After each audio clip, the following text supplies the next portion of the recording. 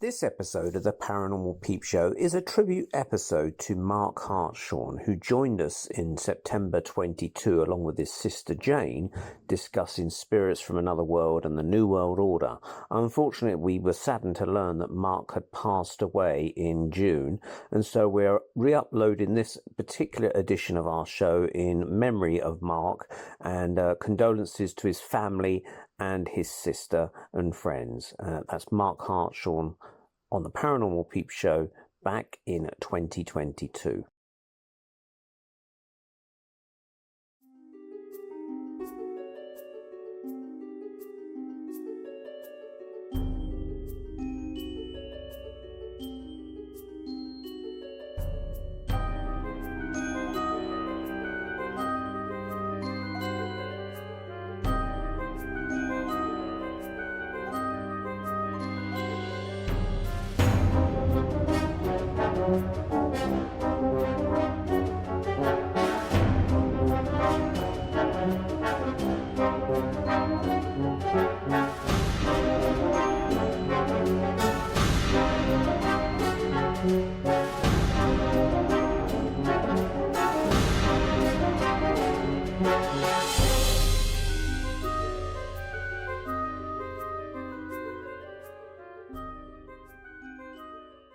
Hi, welcome to the Paranormal Peep Show with myself, Neil Geddes-Ward, and Andy Chaplin. How are you, Andy? Yeah, not too bad. Coming up to my hyper season, Halloween soon, favourite time of year, and I'm dressed like a pumpkin today. Yeah, it's going to get manic very soon. Oh, we're getting to that time of the year. The months are rushing past. Before we carry on, though, I'll introduce Monica here. Hello, Monica. Is joining my partner in crime, is joining us this evening. She may disappear at any time, so if suddenly she vanishes, that's her. But she may want to ask our guests some important questions because she does know them a little bit. So I said, come along and sit in and see if she has any important questions. But I think the first topic of discussion initially is the Queen passing. I was in the Orkney Islands visiting my daughter, as it happened, when the news broke. And my plan was, and it still happened that way, that I was going down after Orkney to Edinburgh to visit my son who lives in Edinburgh. So as the Queen was going to get taken, the late Queen was going to get taken down to Edinburgh, I said to my son, let's go and see this. So I said, I wouldn't normally see the Queen, when she was around, but this seems to be historical. Let's go and see her. And so we went to the Royal Mile, and we was tuning in via live feeds and that about where she was. And then we saw helicopters, so we knew she was close. And then I saw everyone put up their phone cameras. So I could see on their phone cameras some blue flashing lights, which indicated police. I thought, right, she's close by, although I physically couldn't see her. So I started filming with my camera and then got about 5 or 6 seconds of her going past in the coffin. Yeah. Then I thought I saw Princess Anne and possibly the guy that's really popular at the moment, which was a man used to be known as Prince, but is called Andrew. That one. And the man that shouted out, Prince Andrew, you're a whatever, sad old man. He wasn't in our crowd. He wasn't in that crowd. I mean, I would have loved to have said it, but I didn't think of it at the time. But so, what's your take in it all? I mean, how do you think that's gone? I mean, how do you think the nation's responded, or what do you think from us? Kind of, I don't know. I'm not a royalist, but what do you think? So here's my point of view. I'm fairly indifferent about it. I would prefer a republic personally, but I would not want, for instance, a Russian Revolution or French Revolution. I do not agree with off with their heads kind of thing. I mean, what happened then after the Russian Revolution was communism, which was just a bloodbath for 70 years, 80 years. There's no successful communist country that will. Are we allowed to swear? I don't know. Well, let's just cesspits is a polite way of calling communist countries. So we don't want that. French Revolution as well. Their guillotines got so bloody that the blade wouldn't go down. So, it was just chop, chop, chop, chop. And all that happened was one lot of, aristocratic people got replaced by a load of other champagne socialists who just kind of chopped everyone's heads off and turned it into a bloodbath as well. So I don't want that. But what I do want eventually, and only really if the people want it, I think it's really down to the people's choice. I would like a republic personally because I believe in democracy, and I don't believe there should be any head of state or ruling party purely by DNA bloodline. But if the people really want a monarchy, then fine, go ahead. So I'm not really kind of staunch. And I say I'm kind of like indifferent. I didn't know the Queen personally, so I can't really feel that sad that she's gone. I can understand if people are very kind of like patriotic, wave the flag and love the royal family, then go for it. A lot of people kind of like on the news and when interviewed, they always say, "Oh, the Queen. It felt like the Queen was a part of my life. The Queen was part of my life." Okay, when was the last time you went round for dinner? When's the last time you had an invite? When you see those posh banquets of everyone being kind of served on by servants and all this lavish food, if you were to ask, "Can I be a part of that?" you would be refused. So no, you're not really a part of the Queen's life. You think you are in a way that some people think that they're part of the lives of EastEnders or Coronation Street. You're not. Mm-hmm. You're just watching it on TV. So that's kind of my view. But I personally, Neil, this is how I kind of view it. I separate the person from the position. So I personally don't have anything against Elizabeth Windsor, and I'm certainly not rejoicing in her death. I don't, yippee, fantastic. I don't have that point of view, but neither am I particularly mournful because I didn't know her personally. What I wouldn't go along with, I don't know if you saw the Celtic or the Celtic football fan clip. There were fans actually shouting and chanting, "Clap your hands if you hate the royal family," and that was going on. I would not support that. There are certain people in this world that I would gladly clap my hands for if they died. The Queen is not one of them. Klaus Schwab, I can't wait till that guy pops his clog. Sure, we'll be talking about him in part. Anthony Fauci, Bill Gates, Klaus Schwab. Who have I missed out? All of the New World Order psychopaths. I can't wait till they pop their clog. That's when I'll celebrate. That's when I go get a crate of beer. Do you go along with the David Icke theory that the Queen was a reptilian? Interesting. Okay, so in terms of an actual shape-shifting reptilian, the answer is I don't know. I suspect possibly not.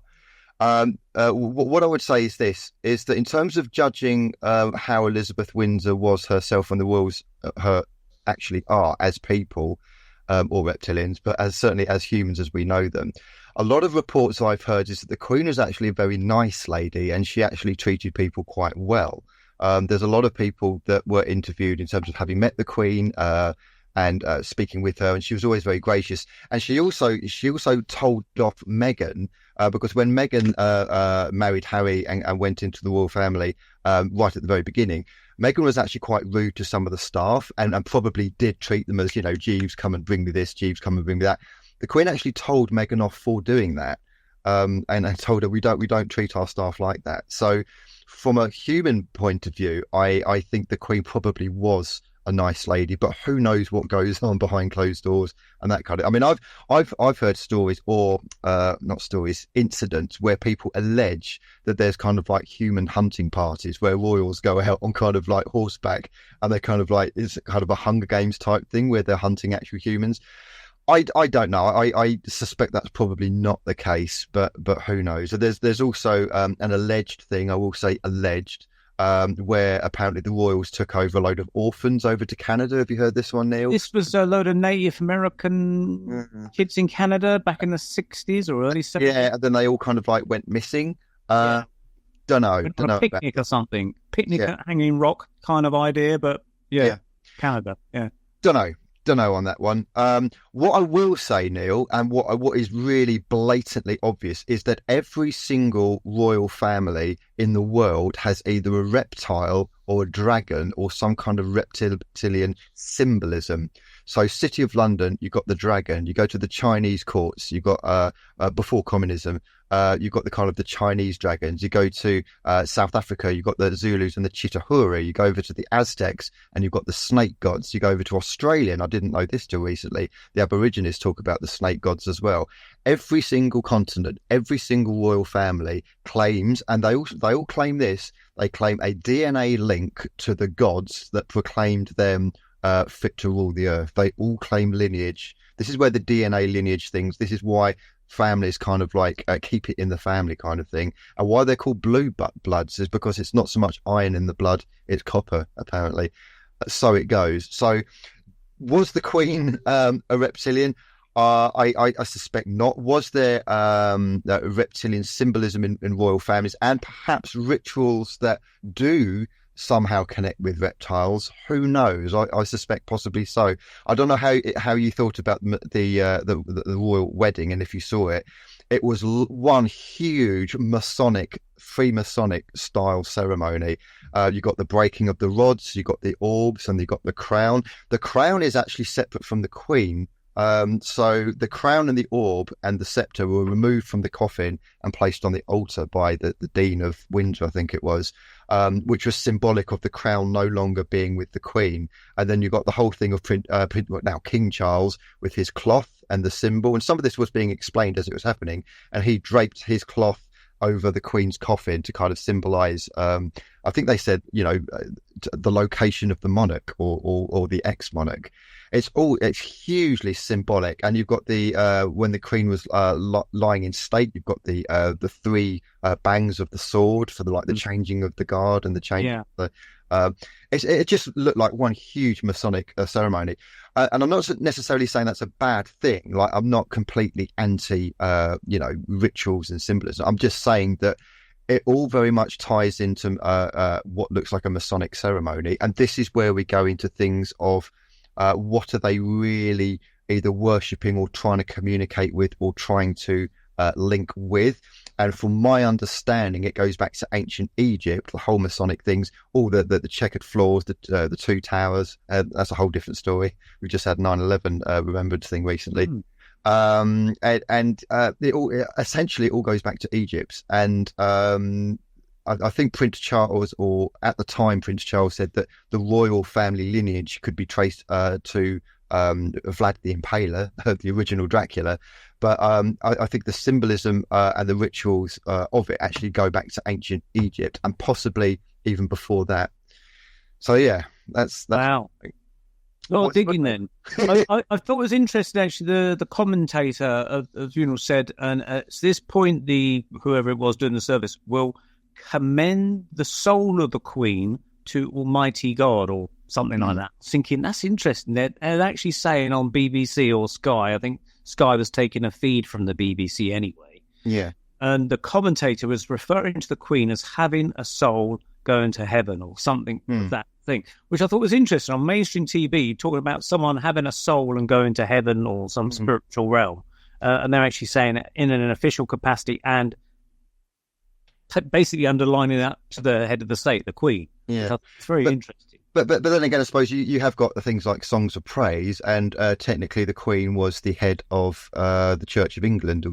So yeah, and it was in a church. So yeah, yeah. It's all very, very interesting. Now, talking to people going to heaven and dying and things, will the Queen ever come back in a psychic reading? Maybe be interesting if she did, but I doubt very many people would believe her. But we might as well head over to our guests this evening, because we're going to be talking about that very discussion: souls going to heaven and maybe coming back and returning and imparting their wisdom of what it's like over there. So these people, I saw them demonstrate in the summer, but we know one of them quite well now, Jayne. So I'll bring in Jayne and Mark Hartshorne.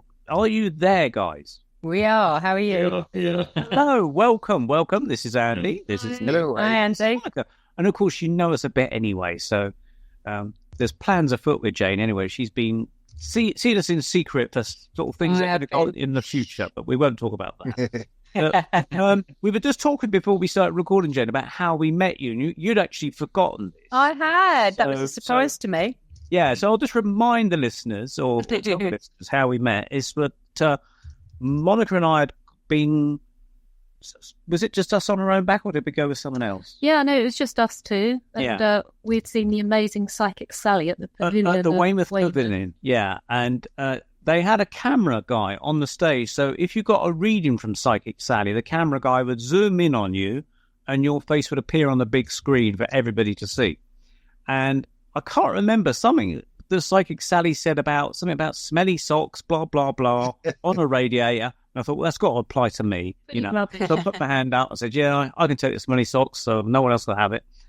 So anyway, she started giving me this reading, and then she said something to Monica about saying, you're going to get how many thousands of pounds? 21 grand. 21 grand. We're still waiting for that. So start playing the lottery now. Yeah.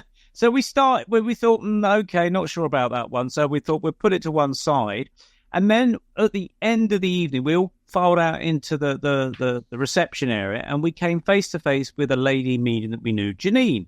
And lo and behold, that Jayne was with her. And that's the first time we met Jayne. And so, of course, we started seeing, and she says, I saw your face on the screen. And Jayne, you said that as soon as you saw my face on the screen, you said my Welsh grandfather had come through to you and said something to you about Neil, carry on the artwork or something like that. And that's what I can remember you saying. Brilliant. And I was kind of gobsmacked because I'm thinking, my God, I do have a Welsh grandfather, and how do you know that I did art?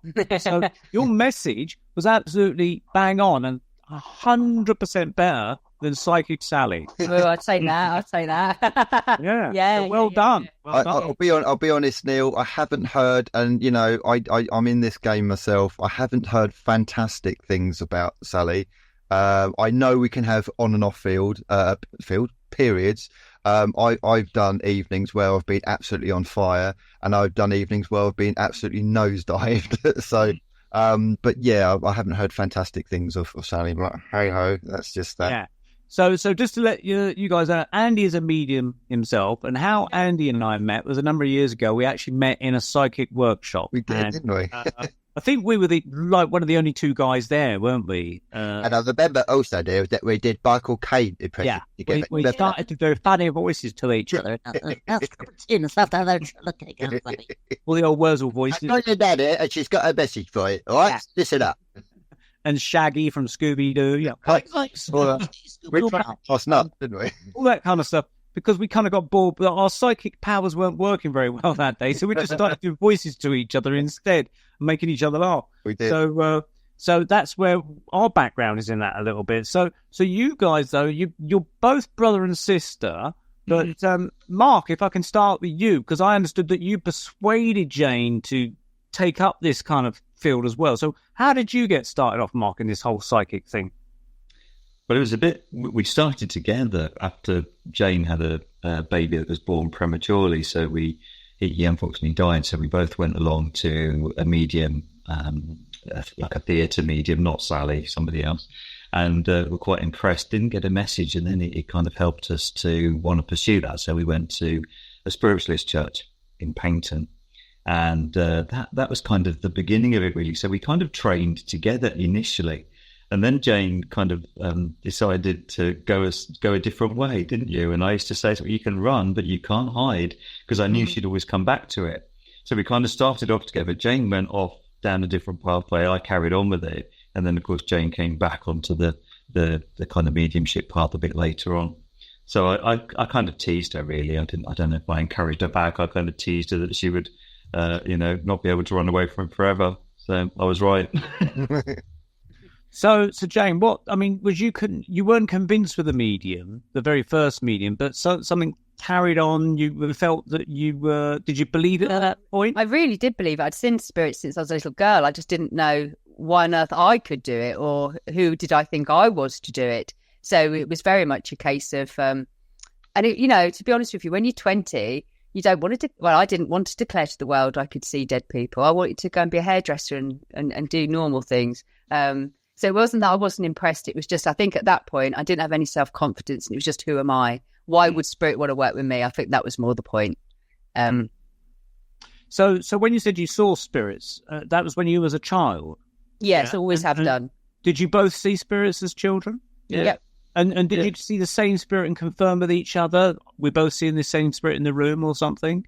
Yeah, we've done that before. Yeah, do you remember that guy, Mark? There was it looked like a captain stood at the bottom of the stairs in Bankment Road in Plymouth. Yeah.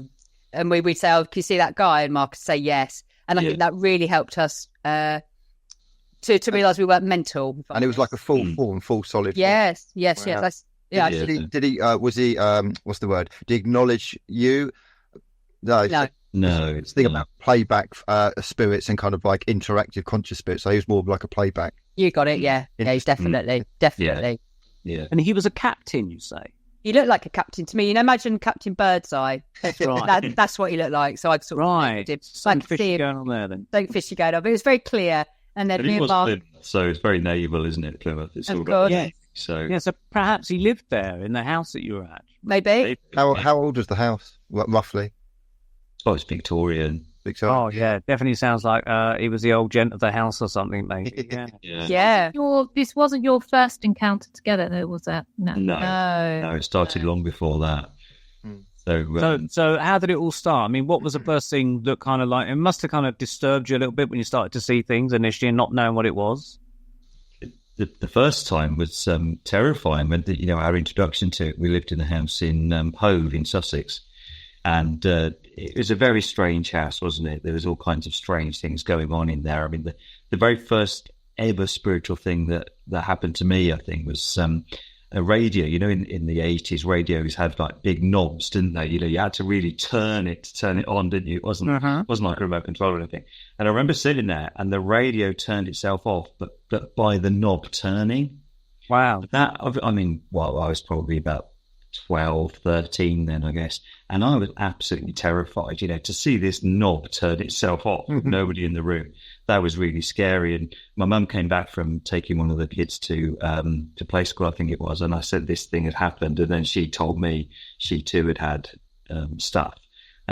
Seen stuff and experienced stuff. And then I think we told you, Jane, didn't we? And then we all started sharing our stories of seeing, I always remember there was the girl in white. Remember that she used to come down the stairs and down the hall. And so, we were all sharing these same stories that we hadn't shared with each other until that day. And so if I was about 12, 13, you'd be about 10, 11, wouldn't you? So, very, very young, really. But it was terrifying. At that point, we didn't know what mediums were, really. We didn't know we were mediums.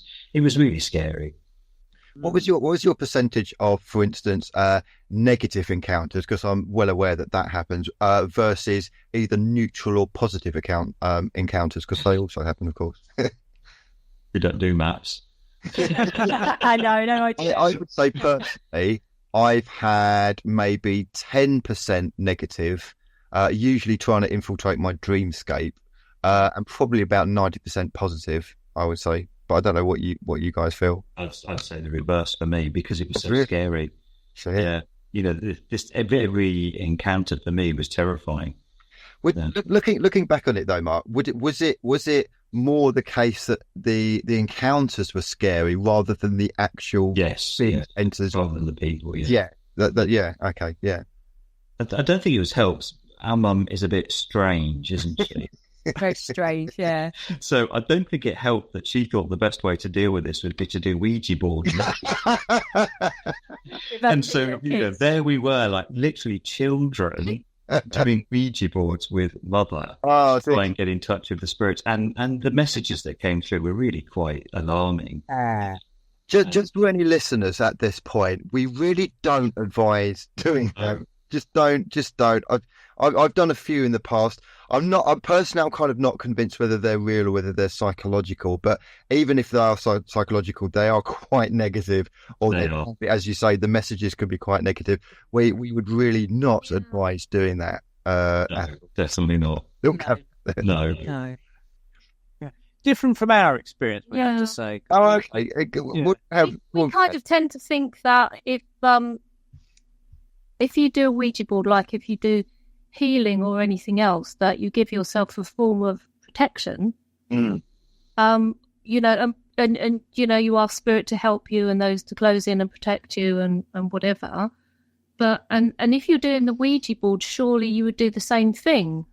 I suppose it depends on who's doing it. Really. You wouldn't just leave your front door wide open and say, anyone can walk in. No. We've had some very interesting experiences, very, very accurate, and nothing negative came through. And this was with other people. We won't mention names, but I mean, for instance, I may have mentioned this a few times that my mum came through very clearly. Absolutely, everything was spot on. She would even interrupt what you were saying or doing just to say other things, like, "Oh, I like her boyfriend," and she was referring to my daughter's boyfriend. She just said it off the cuff without being asked, and I said, "Okay, you liked her boyfriend." I said, "What did you call Morgan's boyfriend, Morgan, my daughter's boyfriend?" I said, "Because you got his name wrong." And she said, "Stuart."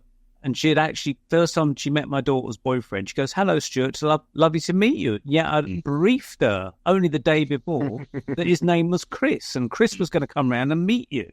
Yeah. And yet she still says, "Hello, Stuart, lovely to meet you." And yet she said, "Stuart," and she kind of laughed. She says, "Was funny," she spelled out, which, was typical. And I said, "What was his real name?" And she said, "Chris." And so absolutely her to a T. So there's an organisation, I only heard this very recently, and I can't think exactly what they're called, but I heard it on another podcast. They were talking about this very subject, and they said there's an organisation in America that is like the Ouija Board Association or something like that, and there's a particular lady that's the president of it, and I understood that she's to have said that it's largely upon your intent. I would agree with that. Yeah. So I'd like to find out more about that, because maybe find out exactly where we're coming from on that. But that's what I heard. I think the difference, Neil, is you actually tested the identity of the person coming through, your mum.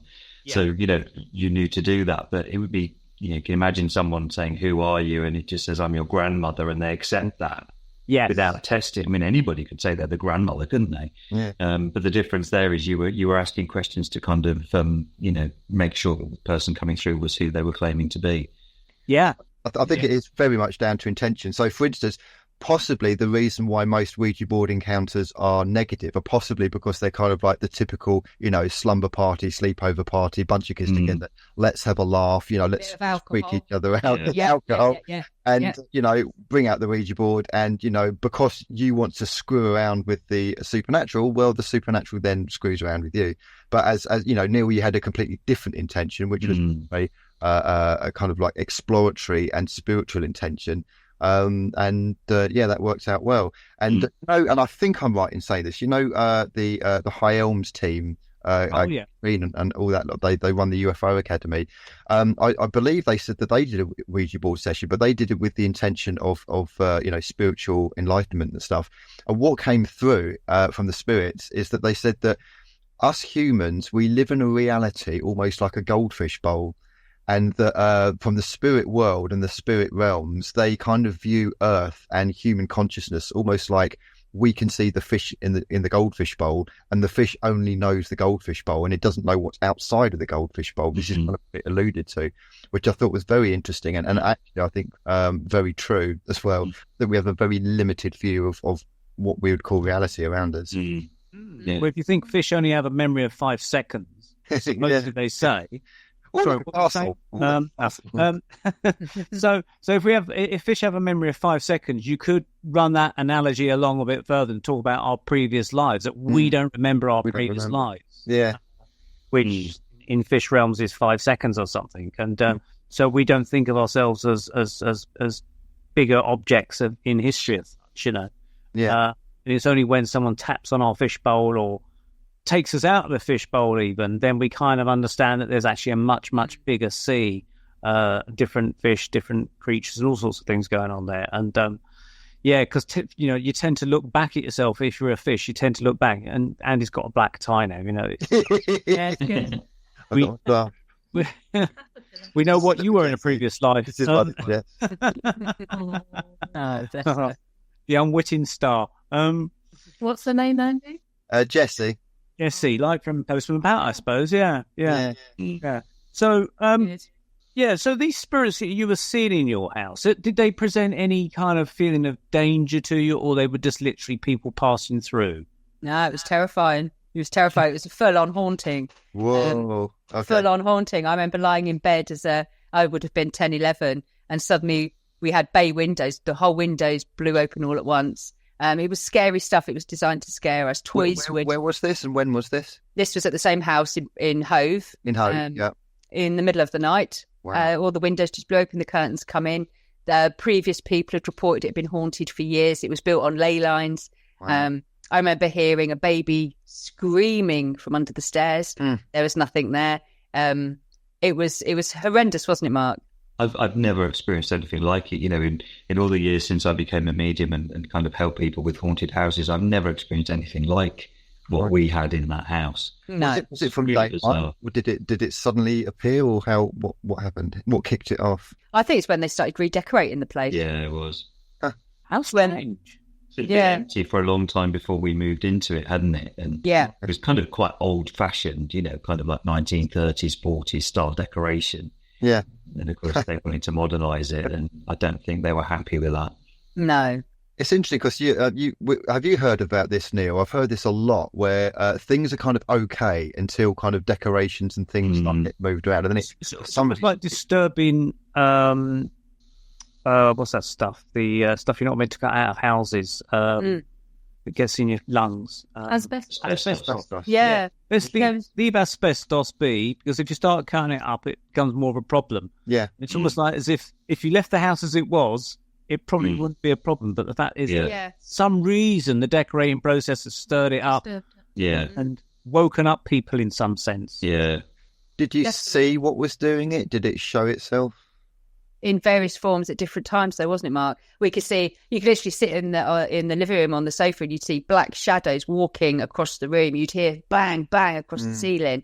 I've visited many haunted houses in my career. I've never seen nothing. You'd see, I got grounded because this girl who looked like me in a white nightdress, she used to keep coming downstairs. So my mum would come up and shout at me, "Get in bed." I hadn't got out of bed. I'd see my mother pass my door in my mother's form, and I'd call her, and it wasn't her. So whatever was going on, it wasn't for the good, was it? There didn't feel like it. And what was interesting was we called in mediums. You got to understand, our mum is unusual. I think is the right word for this. And bit of a psychopath. Crikey, okay. Give content. Do you think it might be her energy that kicked it off? I think so. And I think ours as well. We were kind of coming up to teenage years, and I've often seen this, that when people become teenagers, they kind of have so much psychic energy. And that psychic energy, I think, was used to do some of the stuff, So was it a dodgy spirit doing it, or was it the energy that was kind of, moving things or making noises in the house? I don't know. But my mum decided to put a kind of request for help in the local paper, as you do. And so various mediums came, and nobody really solved it, did they? We had the vicars in doing the whole holy water stuff. Didn't really make any difference. And in the end, I mean, I don't quite know where this medium was coming from, but the medium said the best thing you can do is move as far away from here as possible. Honestly, so they moved from Sussex to Wales. Wow. Okay. Midnight for some reason. Midnight was midnight, a bit more dramatic. But what was interesting was the people who bought the house had kind of moved out 6 weeks later. Oh, crikey! So, it's quite strange. So the spirits moved with you then? They stayed with the house. Yes. A lady across the road said to the young couple who bought it, "Oh, we saw your young girl at the window this morning, but they had no children." Oh, crikey. So they quickly moved out after that. Yeah. What was the last year that you had any contact with the house? Roughly? 84, 85? 84. I was going to ask, have you been back? Have you seen Yes, we did. We went back 2 years ago as adults to go claim our power back. Tell us. We didn't go in, though. We just pulled up outside and like burglars casing the joint. Oh, right, okay. Did you get any feeling from it or anything like that when you went back? I just felt as if we were in control this time, and the house just looked tiny and small and non-anonymous anymore. It didn't look scary anymore. But it was the most terrifying place as a child. But as a woman, I stood there and I just thought, gosh, I think we were the powerhouse behind that. Right. It just looked like an ordinary house in an ordinary street, didn't it, when we were adults? But as children, it certainly wasn't that. But of course, without that, we wouldn't have gone into doing what we're doing. That was just... Yeah. Maybe that kick-started it. I mean, the Enfield poltergeist was very much like that. Yes. Something like 956 Green Street, I think it was. That's right. And that was just a very kind of like ordinary kind of terrace house. It's now got some kind of Jesus church thing that own it, because there's lots of Jesus loves you signs and rainbows and things in the window. Wow, okay. That came out of Ouija board use, or one of the girls went to like a church and laid on a grave or something like that, and that kind of kicked things off a little bit. So it does seem like there's like some kind of adolescent springboard that makes there is. What was strange was we moved all these hundreds of miles away to West Wales, and moved into this old blacksmith's cottage. I mean, it was about 200 years old, and sounds even scarier. For all the reasons it did become scarier, but this cottage had a barn next to it that the blacksmith used to do the blacksmith stuff in, and so went in there, and it's literally as soon as we moved in, and there was this little old blacksmith stood in the corner, and so I'd gone all that way to escape the spooks, and there was one straight away. I was going to say, if I was fleeing a house because of a haunting, the very last place I'd go to is a 200-year-old blacksmith building in Wales. Fun to understand. It's got it written all over it, hasn't it? Really? Don't come in. Don't get involved. So it got worse at this other place. So what sort of things happened at this other place that really spooked? Not of a spiritual nature. Oh, okay. Things got worse because we had a very kind of problematic childhood. Abuse and stuff. So it got scary for that reason, not because of spiritual reasons. Right. Go on, Andy. What was the road in Hove? Because I absolutely love Brighton and Hove, and I go there quite a lot, and I want to check it out. Check it out now. Number 3, Elm Drive. Number 3, Elm Drive. There'll be loads of people now. Yeah, go and have a look. On there now. I have Googled it, and there's nothing. There's no stories or reports or anything. There isn't a book, though, isn't there? I think it's called something supernatural in Brighton and Hove, because you remember that guy published the story. There is one story. Yes. Oh my God. It's in there then. Fantastic is that? They called it the Stopford family. Stopford, and that's our story in one of them books. Yeah. And it's just showing some paranormal. Wow. Focusing on Brighton and Hove for those that are listening on audio. That's well become. Definitely in one of them, because I've seen it. I can also highly recommend the Brighton Ghost Walk. Anyone listening on the south coast of England, or any kind of people flying in from America who might be visiting Brighton, have a Google for the Brighton Ghost Walks. They're fascinating. There's a lot of crazy things going on. If anyone does know of number 3 Elm Drive in Hove, or knows the owners, or knows the area, do let us know. Do message the show. Yeah, it'd be amazing. Because we'd love to know and add it to our little Paranormal Peep Show. Yeah, Nightmare on Elm Street. Yeah, pretty much. Yeah. It's a bit like... So I was wondering whether the fact that you said it all started off when it started to be redecorated, as if the original owners, because presumably their point of view is that they still own the house, and what are you doing to their property? And they're getting a bit peed off with it because you're papering over their wallpaper, their house, you're intruders, that kind of thing. And that kind of seems to be that sort of thing that it's for some reason they're earthbound. They haven't gone on to the spirit world. I mean, what were your thoughts on that? That they're still trapped there or something? I think they choose to stay. I don't think everyone gets trapped. I think it's a conscious choice on when our choice when we pass. If you think about it, imagine like somebody's really obsessed with money on Earth and they can't bear to leave their wealth behind, so they'll choose to stay. But everyone is given the option to go home, as I call it. I think some people are just so bloody minded they'd rather stay, and maybe they didn't believe in heaven. Maybe they were, of a faith that really thought they were going to hell. Why would you make that journey if that's your outcome? I've heard that in haunted houses where people are too scared to go on because they fear judgment. They don't want to leave Earth because they're going to face the wrath of God, and if they think they've done something wrong, they could go to hell. So they just stay where they are.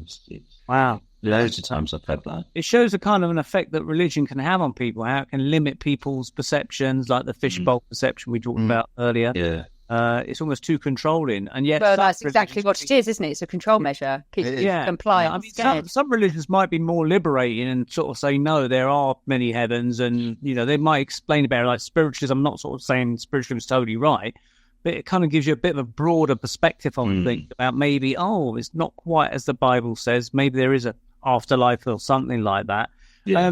So as you grew up and you became sort of more mediumistic, how did you hone your skills? Was there a specific method? Did you go to a medium for training, or a development school or something? Go on, Mark, you can have that. It was, as I said earlier, through the Spiritualist Church. So we went to 2, didn't we? Paynton and Newton Abbot, both in Devon.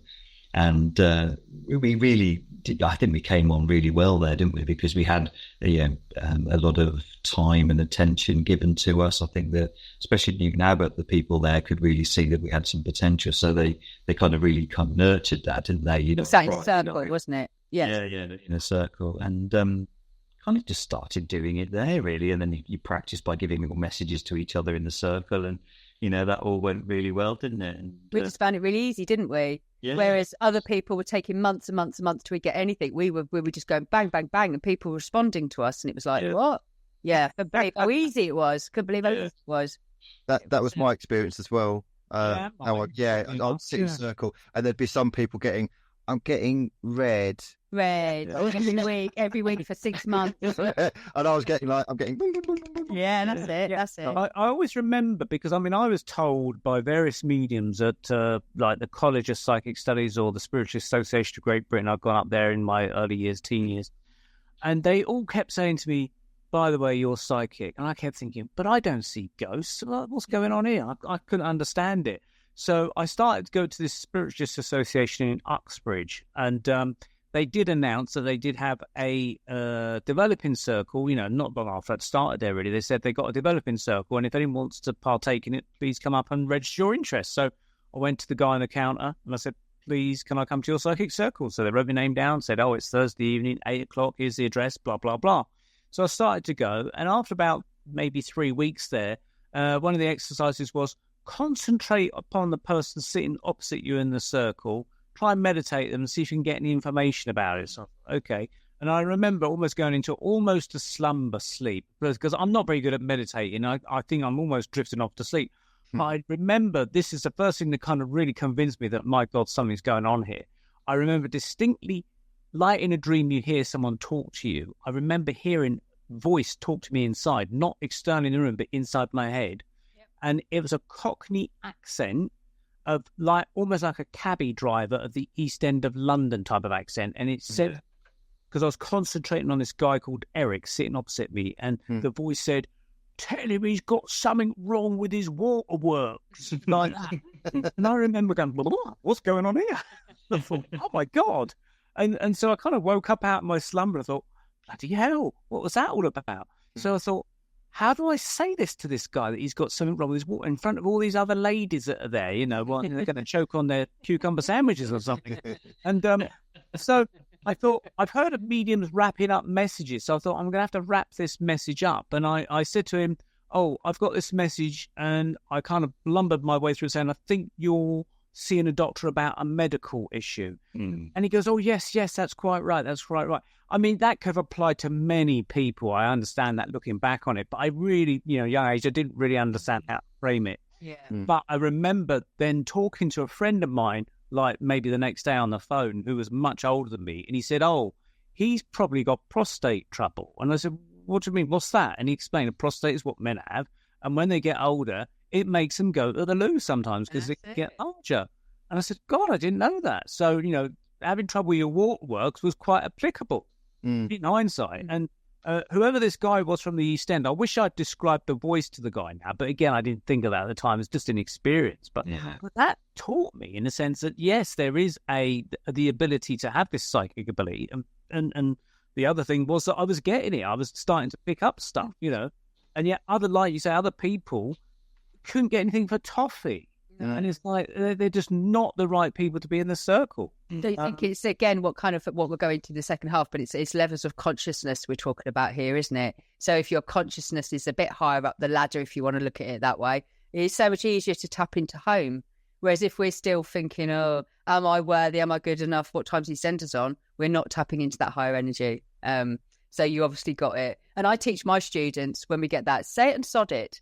It's not for us to, I can't use the waterwork word. Say it and sod it. That's how we land our messages. Sod it. That might have been, yes, it's clever stuff, but we can all do it. But it depends on what level of consciousness we're on, in my opinion.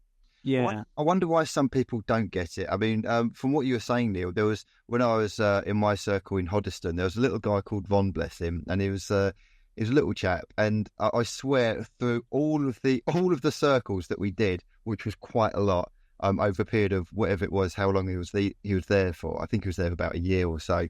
He didn't get anything ever, and he would sit there, and even like some of the little old ladies, bless them, who they'd get something, they'd get a flower or they'd get a dog, and we'd ask little Ron, we'd say, Ron, what did you get? No, nothing. It's Ron, you must have got a colour. No, I didn't get a colour. You must have got a word, a flower, an animal. No. This church here. We sat in a circle once with this guy. He's the old guy that used to chase your friend. Oh, yeah. Yeah. And he was a really old, retired guy. He I don't know, he was quite keen on Monica's friend, and he used to sort of try and walk her home and stuff. And stalk her, yeah. But I remember being in the circle with him once, and he said, "So why are we doing this then?" I'm thinking, what do you mean you keep coming in a circle and you're asking me now why you're doing it? I said, well, to try and develop mediumship. He says, but why? Why do we want to do that? And I thought, oh, you're just definitely here for the women, aren't you? That's yeah. I remember I did a demonstration of mediumship in Dorchester one night, and it had gone really well. I'm finishing up and going out, and this bloke stopped me and he said, "What was she doing? What was she doing?" And he had no clue where he was or what he was doing. His wife made him, and he's just like, I don't know what he was talking to. They got no idea. And you thought, person. I don't know. Like, why would you go to something you don't know what you're going to? It's God help us. But yeah, funny folk, isn't it? Mm. So talking about when people come back to you, you know, and there's obviously people that have not got a clue about this kind of thing. I remember reading in, I think it was a book by Leslie Flint, or about Leslie Flint, who was the trance medium that had direct voice. And the book I read where people would come back through this kind of ectoplasmic voice box in the room. You could actually hear them, anyone. You didn't have to be a psychic. You would just hear this vibrational voice coming through in the dark. I think the book was called Voices in the Dark, actually. And a lot of the people that came through said, why wasn't we told this? You know, they were surprised to find themselves still existing on the other side, but they said, why wasn't we told about all this? You know, so do you get people that come through that were skeptics maybe that sort of say, I mean, what's your experiences of people that have found themselves to be dead and been really surprised that they still exist? I've had a few. I had one last week, actually. There was a husband mate come through for his wife. And I always get a vibe that they're a bit sceptical. And, you know, he's just sitting there and I'm almost pulling him towards me. And that always gives me the impression that husband might not have been a believer. But then they always say, well, I am now. They can't dispute it now. They're communicating with a medium. But I always sort of get the impression they wouldn't have done this in life. You wouldn't have got them in front of me in a million years. But when they get there, they can't dispute it anymore. Yeah. What about you, Mark? Have you had similar sort of thing? Yeah, exactly the same. Really, that sometimes they will say to me something like, you know, well, I would have called you a nutter, you know, when I was alive, you know, talking to me, which kind of then gives me the impression that they were skeptical or didn't believe, and then I'll pass that on to whoever, you know, the living person is. So it's just like, you know, I want them to be real with me, just as they would have been when they were on Earth. So if they would have said, God, you're mad, I want them to say that too. Do you know what I mean? Because then I can pass that on in a really real way to the person that's alive. But yeah, I've had it loads and loads over the years. You can't deny it, can you, once you're there? Yeah, this is slightly separate, obviously, to what we were just talking about with spirits that don't move on because they're afraid of judgment or whatever. We're talking now, aren't we, about people that do know that they've died, they've passed over, they're a bit gobsmacked, and they're coming back to say hello to their loved ones. So these people know they've died, they know they're in the spirit world. Yeah. Talking of skeptics, Mark, there is a slight irony. You look almost the absolute identical twin of Richard Wiseman, the parapsychologist, ultra skeptic guy. It's actually he's close to me. He's in the University of Hertfordshire in Hatfield in the psychology department, and he's done good stuff. He's got the same glasses. That's that. We should get one together.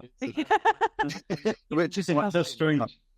That'd be an interesting discussion. So, how did you two end up? I mean, obviously, you grew up together, but I mean, I know that Jayne's done her own demonstrations with other mediums and things like that. And then more recently, I mean, I don't know if you've done this before, but we've only started to see you recently around this area of Dorset working together. Is that something that's only just started, or have you been doing this a long time, working the circuit, as it were? Both. As a group, I mean. Together, we've done it about, 30 years? We started 30 years. We started off working together in a very small house in Paynton because we were both a bit terrified of it. So we used to charge people £5, and we'd work for hours. And Mark would do the first afternoon, and I'd do the second. So yeah, and then we hired tentatively a little town hall, and then we built up from that. And then both lives get busy, so we have a few years off, then we come back. But there's no one I'd rather work with than my brother. Yeah, It's such this easy flow, isn't it? Yeah, it's we know what to do, how to do it, and it's seamless when we work together. It's easy. The distance as well, like obviously I'm in Devon, Jayne's in Dorset, so the geography makes it difficult to do more together. I think we would if. Oh, there he is, look, Mark. Oh yeah, there is a similarity. Yeah. Thanks for that. I was saying that. But yeah, I mean, because and time as well, makes it very difficult. I mean, I literally have worked all over the world doing it. I've worked at SHEB that you were just mentioning, and the College of Psychic Studies. I've been to Japan, America, Europe. So, like I was doing that on my own. I think at that time I was waiting for Jayne to stop running away and coming back. So, how do the Japanese people take spiritualism and psychics and mediums? Well, it was very interesting, but I don't know, to be honest. What my experience was, all they wanted to know about was what they'd done in their previous lives. Because, of course, in Japan, it's all Buddhist. Their religion is Buddhism or Shinto. So most Buddhist. So it's like they weren't really that interested in what their relatives might say, more about what did they do in a past life and what do they still need to learn. All they seem to care about is past lives and learning. Interesting. It was a very strange experience, of course, not speaking a word of Japanese. So you had a translator, presumably, working with you to sort of translate what you were getting as impression through. That's quite a feat of gymnastics, really, isn't it? Yeah, wow. And it was exhausting because all the things in English that we use, like phrases that we use and understand, like, someone who's really down to earth, sort of the earth, actually means nothing. So all of those phrases that I would ordinarily use to describe someone had to be rethought. Yeah. Because what's the translator going to do with that? Like, this is somebody who is salt of the earth. So everything had to be put into really plain language. So it was so knackering, rewording everything for the benefit of the translator. Yeah, getting back to the goldfish, you could say they're a very salty fish or something. Yeah. That's more Japanese. Interesting on the Japanese front is that when they've done kind of like broad tests of people having near-death experiences, in this country and in the West, we tend to, the reports say anyway, that we will pass out of our body and go through a tunnel of light or something like that. In Japan, for some reason, they find themselves, when they go out of their body, they don't go through a tunnel of light. They find themselves tending to a garden. Isn't that weird? They're all in a garden digging flowers or something, very, very Japanese style, which is, it shows it seems to be a kind of cultural perception of where you're going to go or what's going to happen to you. Or you might end up in the same place, but it's going to be culturally structured to your idea of the way of things, I suspect. It absolutely has to be. Otherwise, it's going to be a bit freaky, isn't it? Yeah, that's right. It has to be some sense of familiarity, even if it's like some sort of illusion on your spirit mind or whatever you want to call it. Yeah. Have you had any out-of-body experiences, any of you? Jayne has. I died once and come back. That was how did that come about? I mean, I'd had a miscarriage and they gave me a D&C, but they'd infected me while I was on the table, so they sent me home. And I remember going to bed that day, not quite right, and a lot of pain. And my little boy, who was 2, was in bed with me at the time. And I was in such pain. I come up out of my body. I looked down at myself. I could see myself very clearly. And there was like a pull towards this light. And it was intoxicating. I wanted to go. It was peaceful. It was like, come on. And I was going to go. And something about me said, if you go, you're going to leave Jack behind, my son. And that was enough. I come back into my body. And as I come round, they were giving me an injection. And the ambulance man said, we lost you there, Jayne. So for me, if that's dying, come on, there ain't nothing to worry about. It was the most peaceful, loving experience I've ever had. It was, it gave me gusto to do the work again. It was amazing. Lots of people that have OBEs do say that. Yeah, they say it's very difficult to come back. You don't want to come back to this vibration, this heaviness. Why would you want to come back to it? It was like, but Jack, the love for my son brought me back without a doubt. Yeah. Wow. So when you're sort of talking to these spirits, mediums tend to see things as images in the mind. Yeah. Sometimes voices. How does it work for you guys? Do you just see all three, like hear voices, see images or feelings? What's the predominant factor that communicates that something's coming through? Go on, Mark, you can go first. Don't hear anything. It's it's images in the mind's eye and feelings like clairsentience, so I feel things, and an image. But sometimes the image that I'm shown may not actually be the right thing. So it could be like, I'm just shown an old-fashioned car, for example. So it may not be the old-fashioned car that somebody had, but it will just get me to say old-fashioned car. Yeah. So, the images aren't necessarily 100% accurate to the specific thing. So it's more these images that help me to portray the message, and like a feeling. Sometimes like I'll get a physical pain in my chest if someone had a heart attack, or I'll get like a gut feeling if I feel this is someone's mum or someone's grandmother. So it's very much working with feelings and energies and visions, I think. I could back up the visions thing and getting you to say things. The other day I did a night in Abingdon, and I saw an image of Les Dawson. And the person that was communicating wasn't Les Dawson, but it was a man called Les. Exactly. Brilliant. Yeah, but it was to get me, because I know Les Dawson. Yeah. Les Dawson looks like. It was to get me to say the word Les. Yeah. Got it, yeah. I did an evening once in a town hall, and there was a picture of the Queen on the wall.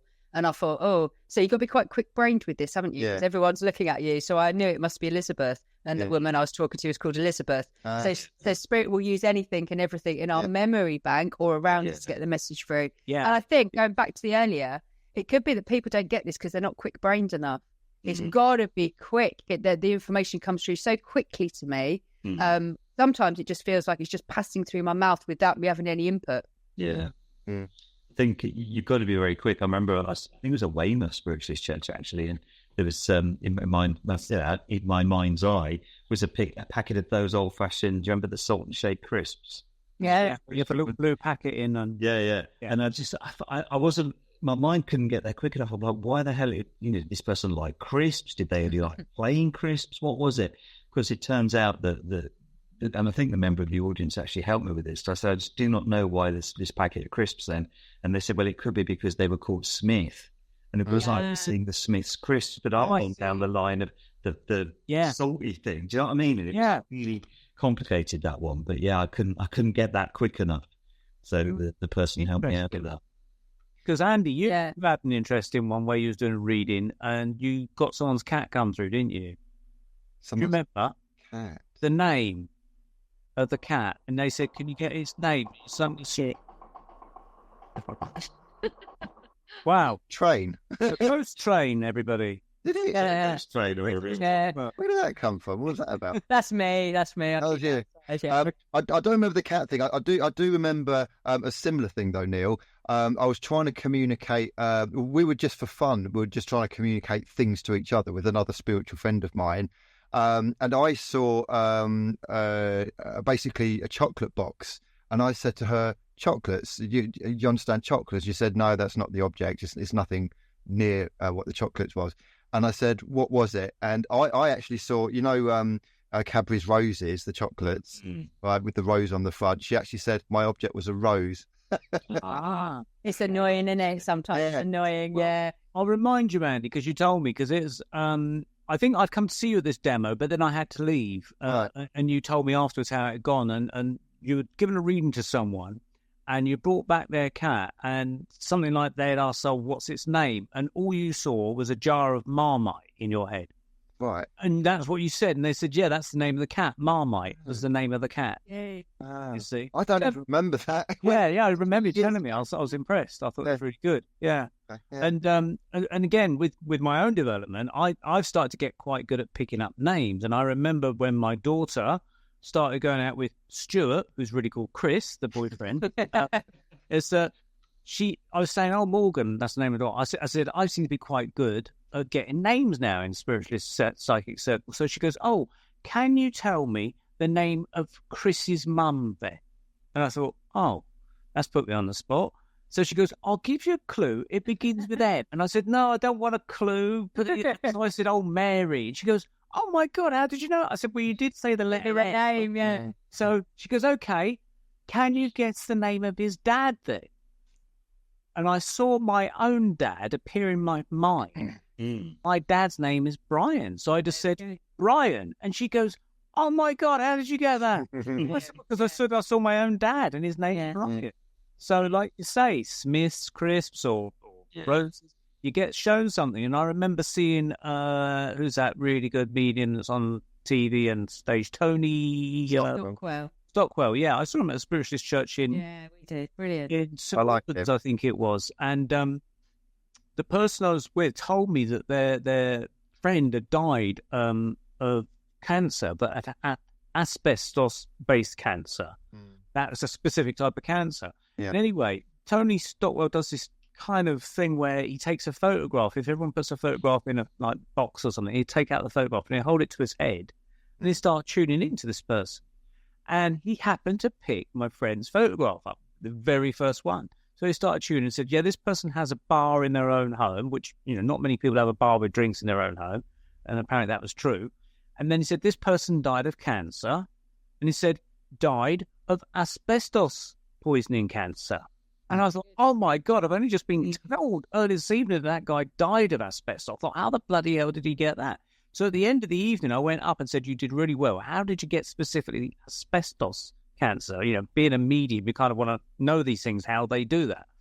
And he said what happened was his own grandfather had a motorcycle which had a sidecar which was made of asbestos panels. And he said that every time he was shown that sidecar of the motorbike, he knew that the spirit world was referring to asbestos. Right. Yeah. So he picked up cancer and he saw the asbestos and said, that's asbestos poisoning thing, Wow.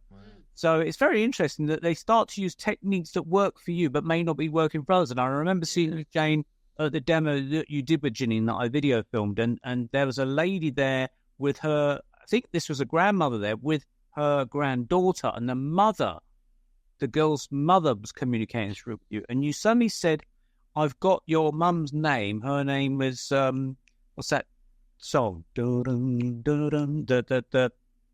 that singer? Dolly Parton. Jolene. Her name was Jolene because you were hearing the song Jolene. Yes. And you said, you're in the song Jolene by Dolly Parton. Was her name Jolene? And they said, yes. That's how they got the name through to you, you see. Brilliant. Good stuff, isn't it? Forgot that, didn't you?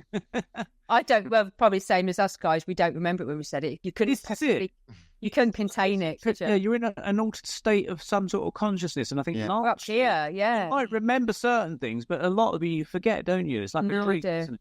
Yeah. I try and describe it as almost like what I've got to do is raise my consciousness up here. Spirit, I've got to drop it a little bit. And I don't know about you guys, Andrew. Mark says he's right, but when I finish these days, it takes me 2 or 3 days to recover from it.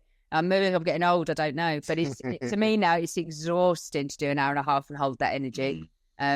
Feels like a very big hangover after. Well, we prefer to do it together, isn't it? It's kind of, it's easier, share the evening. I mean, I too would struggle now to do like an hour and a half on my own. But not in our younger years. It would have been 3 hours. Shut me up. I would keep going all night. But, definitely. I for that very reason, I chop my little thing up into segments, and if I'm doing a night, I'll have other readers doing their thing, so I'll just kind of like swapping over. And recently I've been doing demos with a girl called Kerry, and we literally swap that makes it so much easier. It does. I could do like 10 minutes and then just sit down, have a break, shoot for 10 minutes, then I can, that works really well. The way forward after 40, isn't it? It is. Do you find you both communicate the same spirit in the demo? I mean, I've seen these two guys, I think they were called 3 mediums, but one guy wasn't there on that night. But what they did was quite a clever. Yeah, we've done that. We want to call it a clever piece of a clever gimmicky thing that they did was that they would guess the person's PIN number of their debit card. And the first medium say your PIN, and they say we're going to give you your PIN number, but we're not going to give you the exact order it is.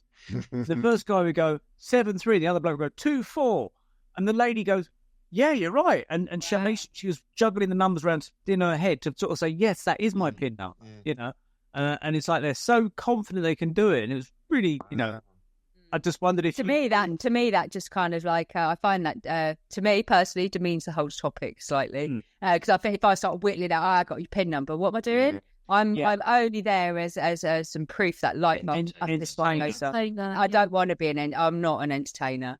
No, I don't like it. it. We've done like the shared spirit, haven't we, where we've literally put some projects and both of us have done it. But if Mark suddenly said, "Oh, do you fancy giving out PIN numbers?" I'll be like, "Nah, I'm all right." It always sounds like a con job, doesn't it? It screws your credibility a bit. Why do you need to do that? I don't know. I think it's psychic rather than mediumstic anyway. Well, mentalism, isn't it? It's more mentalism. Monica, she's burst into us. I am. And actually, mentioning the psychic bit, what I had in mind was when you actually do mediumship, do you get a combination of channeling stuff and psychic stuff as well? And psychic bulks it out. Yeah, 100%. The psychic bulks the message out, if that makes sense. So your nan isn't particularly worried what you had for tea last night, believe it or not. But I could pick that up from you psychically. Yeah. So psychic, in my opinion, it's like sandwich filler. It just fills it out, or would be like, your nan's here, she sends her love, she's called Margaret. That's me done. So it fills it out. So yeah, you'll probably use a combination of all of them, wouldn't we? Yeah, interesting. You just said my mum's name there, so maybe my mum. Oh, is it? Oh, I have that one then. So yeah, my sandwich spread as a kid. So there you go. Oh, there you go. There we have it. Yeah, mum's Margaret. Yeah. Right. I think on that note, we'll take a break here on the Paranormal Peep Show. Join us in part 2. Where we're going to go into heavier stuff, I think, if we're allowed to on YouTube. I don't know. You may have to join us on Rumble if this part isn't in the show. But yeah, we're going to be talking about the Illuminati and the shape of the world, where it's going. Maybe it also ties in with psychic stuff and mediumship as well. Maybe there's a clamp on that and they don't want us to really know what's going on. So us people are heretics, in the eyes of the world, perhaps. Yeah. But unfortunately, I've been channeling it for 2 years now, so I'm raring to go. Oh, can't wait. That's the psychic scenes. Okay, so stay tuned for the Paranormal Peep Show in a minute. Join Andy and Neil every month on the Paranormal Peep Show, part of the Paranormal UK radio network, for fun, frolics and lots of information about weird stuff, UFOs, ghosts and things that go bump in the night and everything associated with them. Fascinating guests, fascinating talk, fascinating information. Hi folks, welcome back to the Paranormal Peep Show with myself, Neil Geddes-Ward, and guests Mark and Jayne. So Neil, we're going to go slightly heavy now, aren't we, apparently? Yes, yeah, with a pre-agreement between Jayne and Mark, we've decided to ramp this up a little bit. So we're not going to just be talking about life after death, although we might still be talking about life after death and what happens to us after we cease to exist as corporal bodies. We're going to go into the more corporate world, I suppose, rather than corporal bodies, and discuss things that are a little bit heavier. So if this part is missing from YouTube, and, well, that's just the way things are, but you'll certainly catch it on Rumble. Or on, if you're listening on Spreaker, certainly we'll be on Spreaker with that one. But we're going to be talking about events that have been shaping our world for the last couple of years. And so we're going to be talking in a kind of codified way, maybe to not upset any artificial intelligences that might be lurking the internet trying to catch us out. So if you're clued up about what we're talking about, then you certainly know some of what we're talking about. Does that make sense? I hope. Okay, Jayne, if I could start with you, because you've been bursting at the seams to kind of talk about this. Yeah, I know. So I know that on Facebook you ran a kind of group. I don't know if you're still running it. Are you? What? I mean, can you talk about the name of your group, or you can say it in a coded way? No, it's fine. It's called Spiritually Awake and Aware. And I realised during 2020 that there was a great need for people to go and have a place to talk about what was going on, but also to offer a more positive slant. Spirit have been very clear in my ear that this is very much an energy and vibrational war, and that we've got to start to keep our vibrations high. And I think a lot of people have no clue how to do that. But I've worked earnestly now for 2.5 years to raise awareness and to try and get people to understand what we're dealing with here. In my mind, this is spiritual warfare. This is the last battle. We're on the same page. Good man. Nice to meet you. What do you think? Because I think things are heading towards this great reset, New World Order, dystopian cesspit hell. But I think if enough people wake up and basically say, screw you, I think we could change things around. I think the biggest dangers to society are people like Klaus Schwab, Bill Gates, Joe Biden, Justin Trudeau, all of that Illuminati. I'm going to use the word scum because they want us dead. I kind of like just want to be left alone. I heard this phrase of libertarians secretly planning to take over the world and then just leave you alone. That's kind of how I feel it. I just want to be left alone. Leave me to do my own life. But they don't want that. They want to kill us all. And because of that, unfortunately, my defensive response is screw you, and I hope you die as well. But then if we go down that path, we go down the path of negativity. So, Jayne, what are we going to do? How are we going to get out of this? I tell you what we're going to do. I tell you what we're going to do. We're going to start to appreciate that there's already been a choice that's already been made. It's already done. It's already done. We're seeing the after throes of this now. With natural law, with God's law, we will have a choice, I believe, as we've always had a choice all throughout these last 2.5 years. And we will continue to have a choice. Spirit have shown me the end result of this. And yes, it's going to, in my opinion, it's going to get dicey and ropey. But we're going to have a choice. I almost feel it's going to come to the point where they're going to say, do you fancy a smart city? And we're going to say, no, thank you. And they're going to say, well, bugger off then, and don't ever darken our doorsteps. And that's how I see it going. Yeah. There will be free will at the end. But I think the smart city is going to be very appealing to a lot of people. We're seeing that, aren't we? That people still very much love, I'm going to be a little bit risque, the monarchy. They love the government. They love daddy telling them what to do. And these people, they're not going to wake up now. We're wasting our time with that. Yeah. Now, Spirit said to me last year, because I was one of the big advocates in the park, when I'm a few protests, and Spirit said, Jayne, stop telling people what to do and think. Start to show them. So from that point, I cut off, and I'm like, do you know what? I'm actually going to show what a healthy woman looks like. Yeah. And that's how I'm going to show people how to live. I'm not going to tell them anymore. What right have I got to tell people they're right or wrong? Yeah. I don't like it when they do it to me. But this is it. I mean, my point of view is I'm a libertarian. Yeah. And my point of view is I will leave you alone. Just leave me the hell alone. The problem comes when you get mandatory. When this little word mandatory comes in, it's like, we'll have our ouchie fouchies. And that's fine. You have your ouchie fouchies, but we want you to have them too. That's where we've got the problem. That's 100%. Where they screw off. 100%. What do you say about that, Mark? 'Cause I know you had a lot of stick, didn't you, to conform?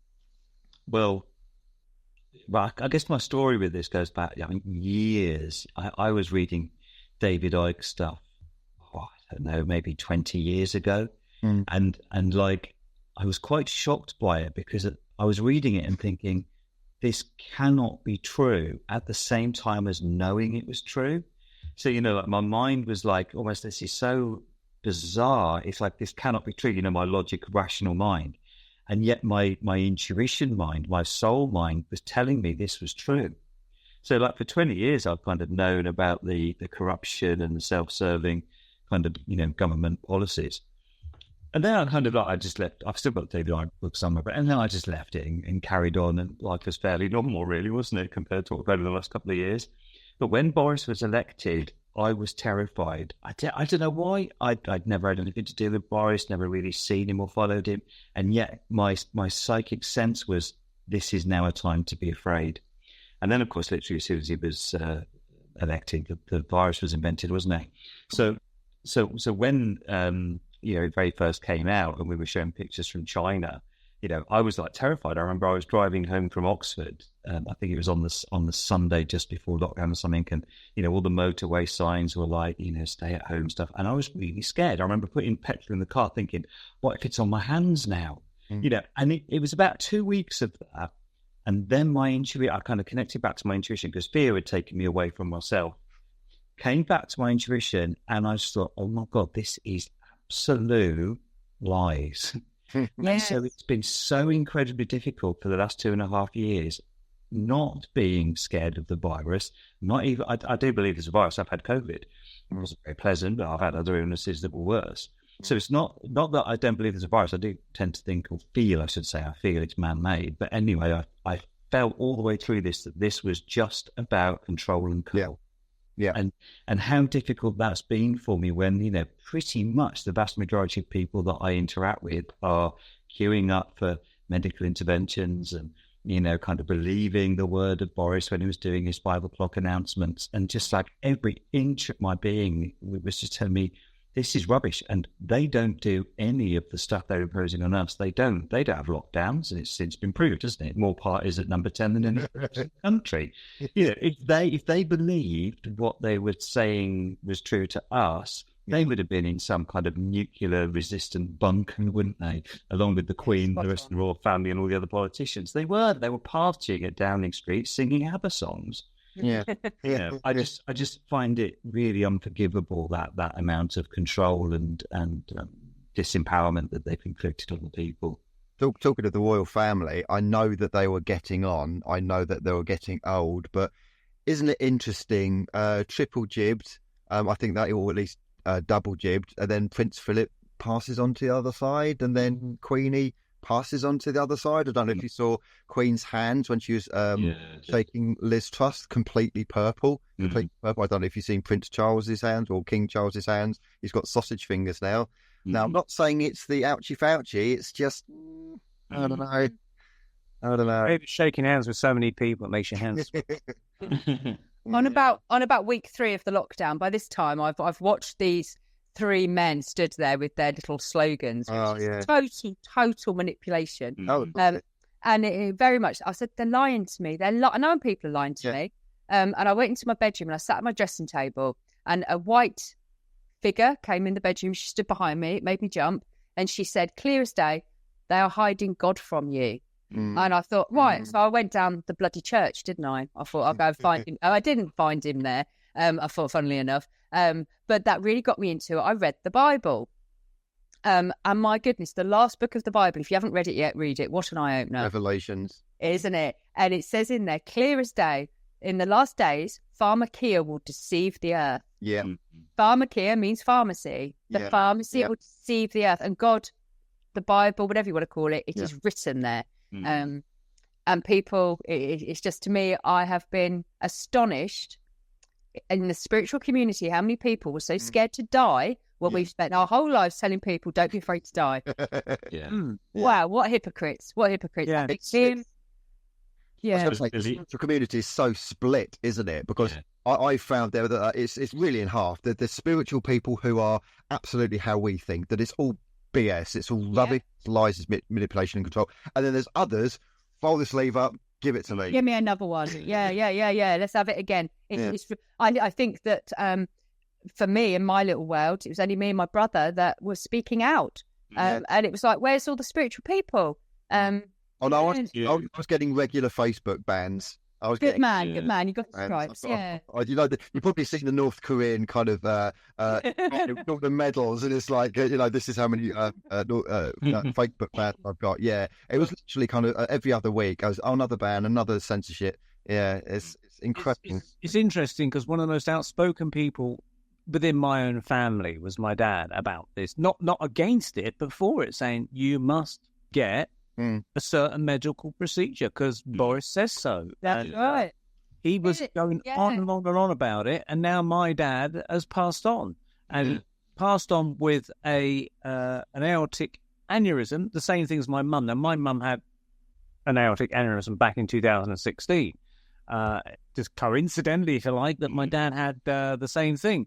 But I did look into it afterwards and found that some guy had been doing research, some Austrian scientist or someone like that, that suggested there was a possible link between certain medical interventions that we've been encouraged to take and aortic aneurysms. Yeah. And then there's been other reports of people saying they've never heard the ambulances so busy.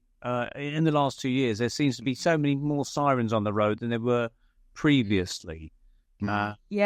And if we look at this more from a spiritual aspect than a human aspect, let's kind of let's delve down this path with me for a moment. So we're starting to understand that everything is frequency and vibration. Everything is. Now, some people are on such low frequencies that they have willingly given their power away to men in black suits because they feel so incapable of making any decisions for themselves. And then you've got the people, we class them as awake, perhaps they're just more conscious, who actually trust their senses. They know when something's not right and they've gone with that. So I call the lower consciousness as fillers, like movie extras. They're there and they're running about, but nothing's really getting done. And what if they're there in place for the spiritual mind, those of us who can see, to create the new? So as much as we want to talk about there's loads of deaths and this is the end of the world, what about if this is the creation of the new? And that's where me and Mark have been. I think that's true. Yeah. We've got to dismantle the systems. We've got to destroy this now. It's happening. But it will be our choice as to what happens to us individually. It has to be. It is natural law. Back in 2011, I was really drawn to do a course for kind of spiritual people. At that time, I was running a spiritual center. And this course was basically about how to exist and live in a very different world, in a world where there weren't shops and, petrol stations and all those things that we've taken for granted for years. How to exist and thrive in a world without any of that. And of course, I thought at the time, because there was a lot of talk about 2012, I thought, the end of the world is due in 2012. And that's what this is all about. Well, of course, the end of the world didn't come in 2012. But what I've seen over the last 2 years is everything I taught in that course about how to create your own reality, how to manifest things, all of those things that are going to be so vital as we go forward are the things that we've needed now. I mean, Jayne is often surprised when I say in Plymouth, you cannot get stuff in the supermarket. The shelves are just empty, have been for 2 years. There's nothing. Sometimes we have no petrol, we have no diesel. And I'm not exaggerating. Sometimes you go to the supermarket and there is nothing there. You get a tin of peaches, perhaps, or some evaporated milk. That's it. And so we already in like big cities like Plymouth, we are having to think about how do we live in this new world when you cannot guarantee the things that have always been available to us. So I think what like Jayne's saying, I think that those of us who know are better off channeling our energy into showing people, look, this is how you now survive in this new world. Because if we go down the path of anger, and believe me, I have been raging for 2 years. But if you go down the road of anger, that it doesn't do anything. It lowers the vibration. It alienates people. Do you know what I mean? It's like, apart from being a way of venting the absolute frustration about it all and the horrors of it all, it doesn't do anything. I guess I've been really guided towards like a more loving, kind of compassionate approach. So the Facebook group I've run on this, and it only has a few members, but it's called Unity. So it's about, providing a space where everyone can be included and united. So, if somebody did choose to take a medical procedure, well, okay, that's their choice. They may regret it. But actually, from my point of view, they need to be supported and helped just as much as somebody who was ridiculed for not taking a procedure. Yeah. So I guess I'm coming from a kind of quite compassionate, open-armed, place with all this now. Because we're in this mess, because we've got to look at our own selves in this. Very much we've sold ourselves out for convenience. We've been dazzled by things that tinkle and we can touch with our fingers. So each one of us has responsibility for where we are now. And I think, we could go, you're a stupid bugger. And I've done it. I have done it. I've screamed and shouted at the ludicrousness of people. And there's people I'm not going to have in my life. I know that. But if someone does come and they have had a medical intervention, I'm not going to turn them away. I'm going to help them as much as I'd help someone who hasn't. It's not for me to sit and judge. Isn't that why we're in this mess? I think we need to have a pragmatic approach. I think compassionate is definitely the way to go. The problem we have is, imagine we're in 1939 and we've got the rise of Adolf Hitler. I hear you. That approach is wonderful whilst you're in Britain. But the rest of the world is being trampled by the jackboot. Now, the problem is the Nazis never went away. Operation Paperclip, they went all over the world, including Argentina, through the Vatican rat lines. Vatican helped with that, and into America and into places like Big Pharma and Big Agro and the rockets program for NASA, etc., which is a whole different story. But the Nazis never really went away. Agreed. Now they've done it, that they've regrouped, and that same Nazi consciousness is turning up. And basically, Bill Gates, bless his little cotton socks, Bill Gates is buying up huge swathes of agricultural land and doing absolutely nothing with it. And we've got Klaus Schwab of the World Economic Forum telling us that we're going to live in pods, own nothing, eat bugs, and be happy. Oh, by the way, you're going to be microchipped, and by the way, there's going to be food shortages. We have no idea why there's going to be food shortages. Could it be the fact that they're buying up all the land and doing nothing with it? There is a planned extermination. I would like to see Nuremberg 2 for these people. The thing is, meditation and compassion and being positive is wonderful. And yes, that has its place. But we have a problem, and that problem is sheer evil, and we need to do something about it. My thinking is, okay, so what needs to happen? We need to arrest the people that are doing this. okay, how are we going to do that? Well, we're going to need military and we're going to need the police. But the problem is the military and the police, with their training, this is why this is so insidious. They are trained to be little system drones to follow orders. Yep. There is some good news. Apparently, some of the sheriffs, and I don't know why, the sheriffs in the US are very anti-New World Order, and they're more on the side of the citizens and the people of America, because the sheriffs grow up in their counties, and they're very involved with the citizens, and they help each other out. The problem is when you get these kind of like these faceless kind of like goon squads, whether you call them feds or whoever they are. The type of people that would raid Trump's house but leave Biden's laptop alone. These types. Yeah. I mean, what am I trying to say here? We need to try and sway the military and the police onto the side of goodness, and we need to start going after the darkness. And that's the only way we can do it.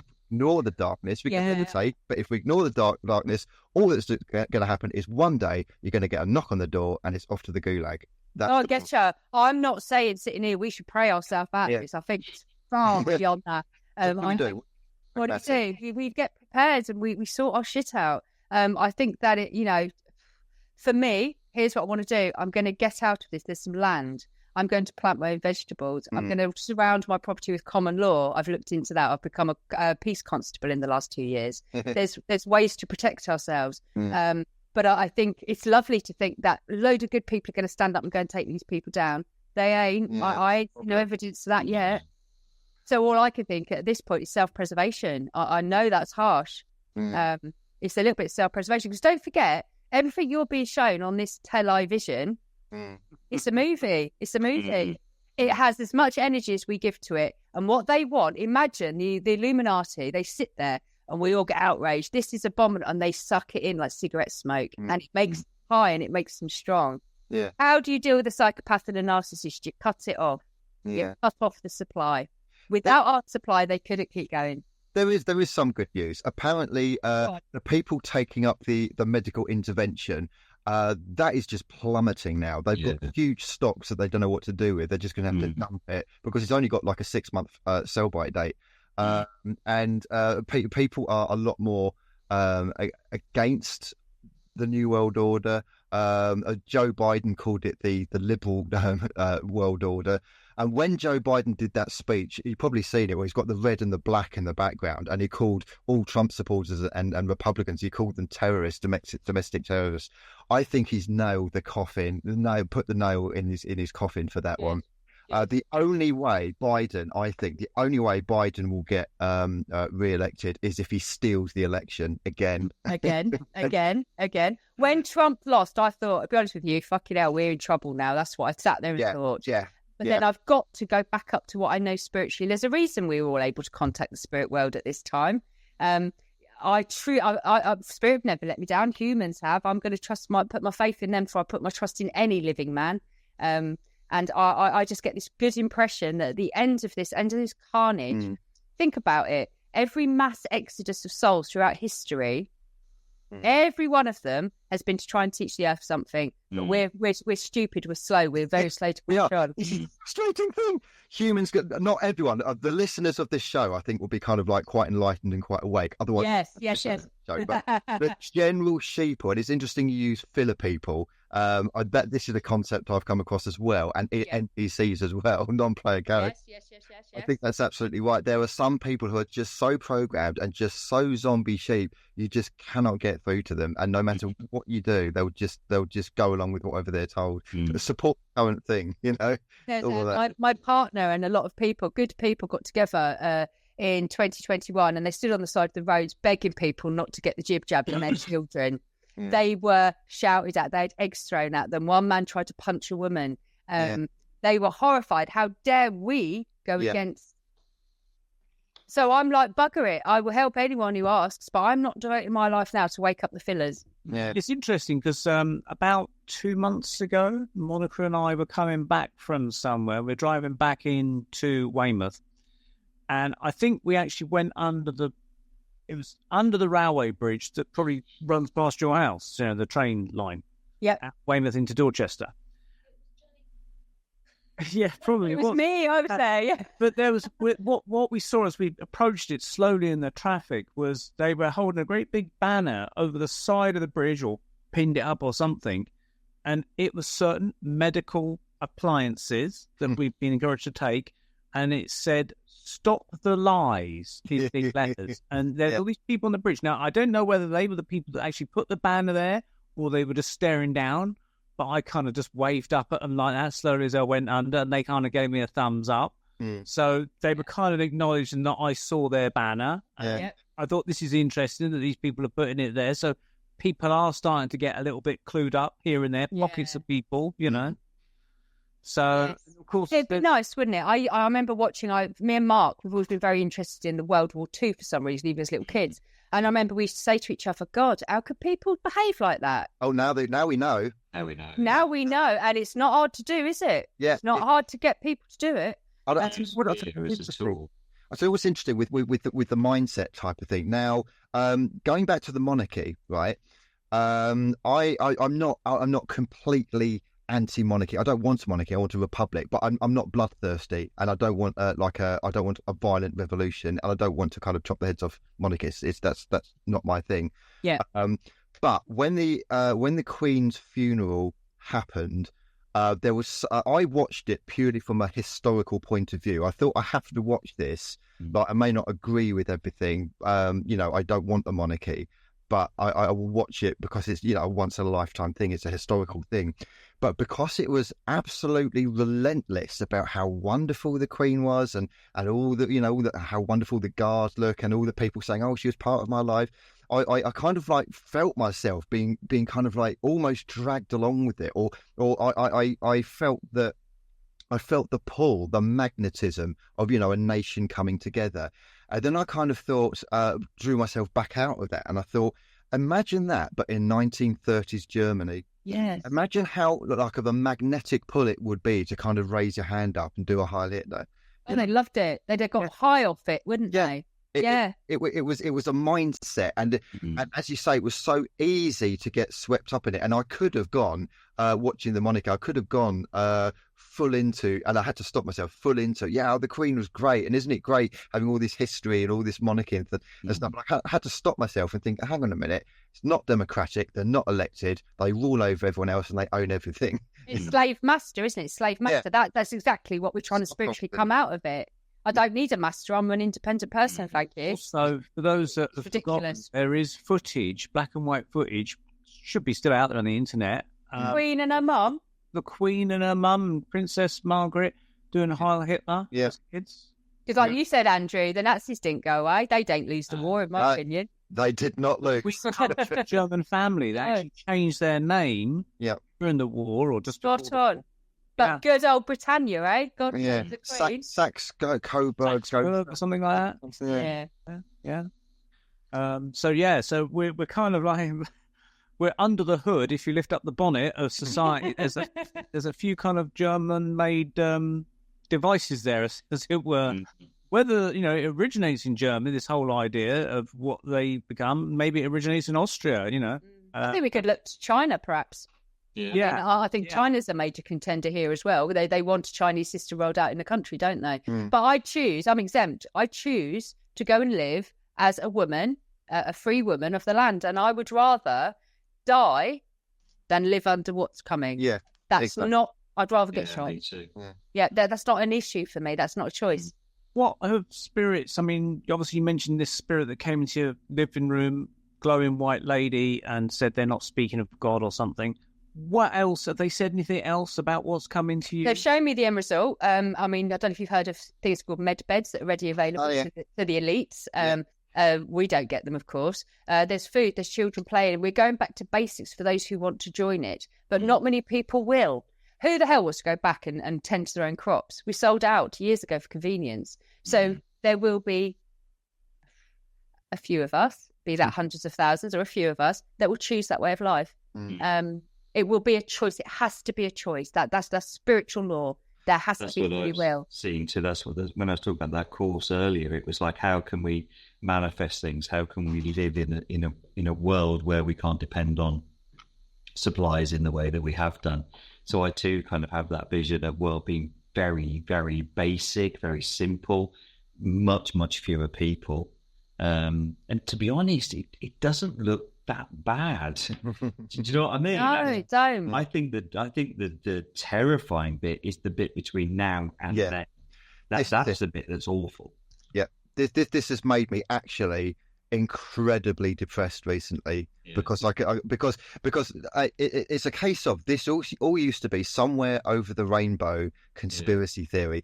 Now, what's the difference between conspiracy theory and fact? Oh, about 6 months. Yeah, that's so it's everything that's kind of like was crazy. David Icke, Alex Jones, crazy stuff is now, and I wish we were wrong. I wish it was just tinfoil hat stuff. Yeah, we're seeing it. We're seeing World Economic Forum people saying you will own nothing, you will live in a pod, you will eat bugs, there's going to be no energy, and there's going to be no food, and we need to cut the global population. Yeah.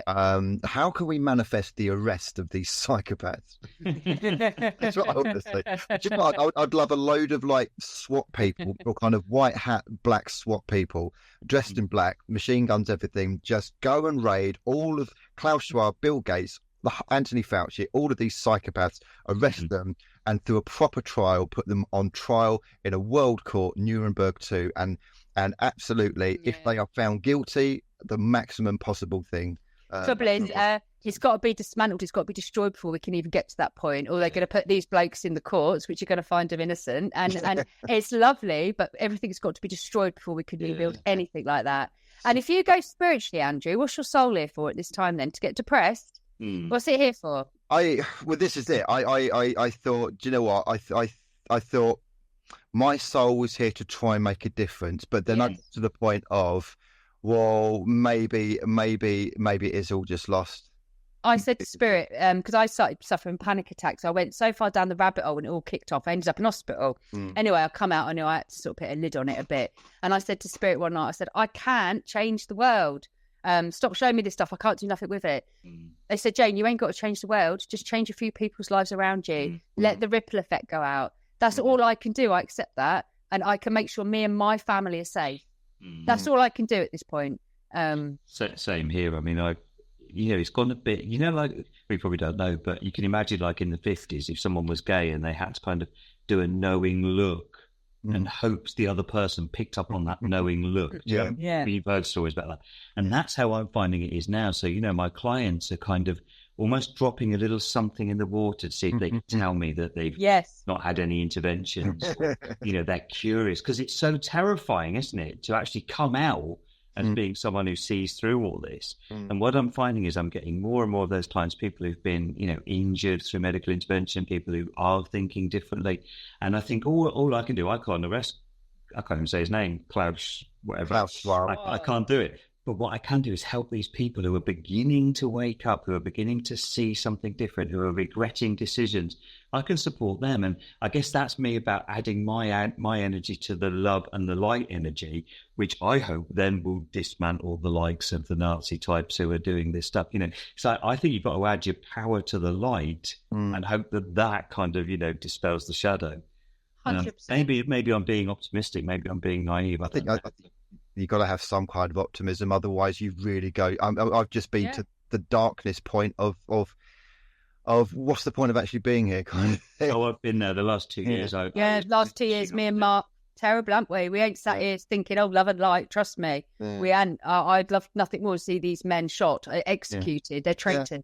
They're traitors. They're traitors. People like Chris Whitty. I don't think Chris Whitty is evil. I don't get that vibe, but he is absolutely a whore of Big Pharma. He's in the pockets of Big Pharma. He's controlled by them. And I'll tell you what, this removal of God thing, I bet Chris Whitty is a complete atheist because he's acting like science. The science is God. And that's right. They're trying to swap spirituality and God with, shiny science. Look at the science. And they are we allowed to swear? Are we allowed to say F? Neil. I don't know, cut us out. They have fucked it up. The medical establishment have fucked it up. If you have a look at groups like Died Suddenly, there's tons of groups. Anyone listening to this, have a look at Died Suddenly. Join all of their groups. That's they on are Facebook. floods of people with heart attacks, strokes, blood clots.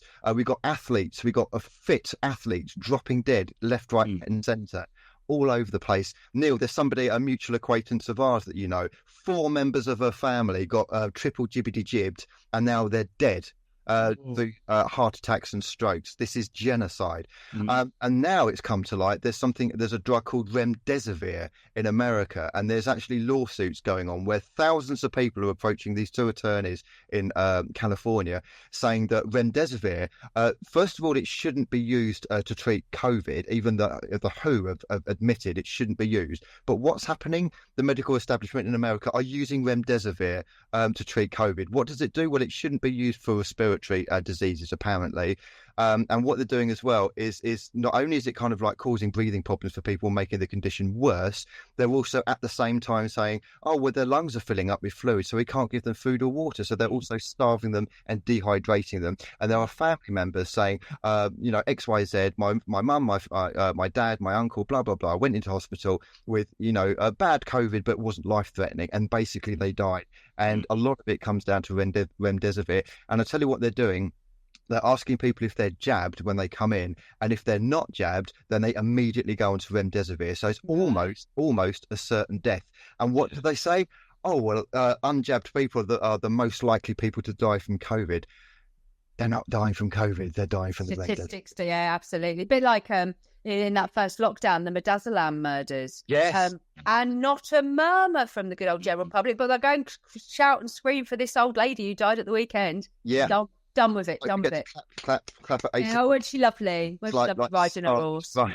Terrible goings on. No, all of this is eugenics. This is eugenics, and now we're back to the Nazis. As Fauci's grandfather was in the prison of war camps. I mean, Bill Gates' grandfather, it doesn't go too far, does it? Wow. So what we've got to understand is that these people, there's a great astrologer. What's her name, Mark? I've given her a big up. I've forgotten her name. Pam Gregory. And she was saying in 2020, each one of us has a decision to make this year, and it will have ramifications. So choose wisely. So the people now have had 3 medical interventions. I can't reach them people. They're queuing up for the 4th. They don't come into queue. And they'll have the 5th. And guess what? You get the flu shot free with it. They're beyond help. But perhaps our job is not to that's a great lot of energy going on these people. Yeah. That don't want saving. They want their interventions. I just feel so sorry for them in a way that the fear that and don't forget the government employed psychological, advisors to work out how to terrify the population. They are so terrified that they genuinely believe they have to have that or they're going to die. Yeah. With brainwashing on that level, you've got to be bloody strong to withstand it. I was so close. When I had COVID, I knew it was man-made. I knew it had been released from China by accident. And when I had it, what was really weird was it didn't feel natural. The smell of it was synthetic. It was really weird, the smell of it, Perhaps I think I've had it twice now at least. But do you know what? You survive it because strangely we've got an immune system. Yeah. These people have been so terrified they don't even believe their immune system will fight it, Isn't it weird that this is what I was thinking, watching all of these, all their little podiums of wash your hands and blah, blah, blah. Not once did they say, do you know what? Maybe go and get some sunlight, maybe stop working, cut down on takeaways, cut down on fatty foods, get veg, get some vitamin D, get some zinc, and go into meditation and get plenty of rest and sleep. None of that. It's jibbity-jib all the way. I said to one guy who was suffering terribly after his second intervention, I suggested a course of vitamins that I highly recommend. He said, I ain't taking that quackery, love. I'm done here. A quackery. To take vitamin is quackery. But what I know what you mean about the synthetic thing. I've had it twice as well. Have you? Did you have a synthetic smell? Yeah, coffee smelt of burnt barbecue. Yeah. I've still not. I had it about a year ago, last September. I've still not got my sense of smell back. Taste. Oh wow. Okay. Yeah. But yeah, I'm not denying that there's a virus out there. I'm absolutely not denying it. Virus. Yeah. But I think it's man-made. It is absolutely, and this is bloody proven. Well, they rehearsed it all, didn't they? In November 2019 before the election, they rehearsed this. One thing. What was it? The Bill Gates kind of forum thing where they said, let's pretend there's a pandemic. A virus on the loose. And then Senator Rand Paul dragged Fauci in front of, I think it's Congress, and Fauci lied. Fauci said that he was not involved with gain-of-function research. He was. He lied. That man is a criminal. He's responsible for genocide. If it was released on purpose, he is a war criminal and should be charged with genocide. If it was released accidentally, he should be charged with gross medical negligence and manslaughter. That is you on that.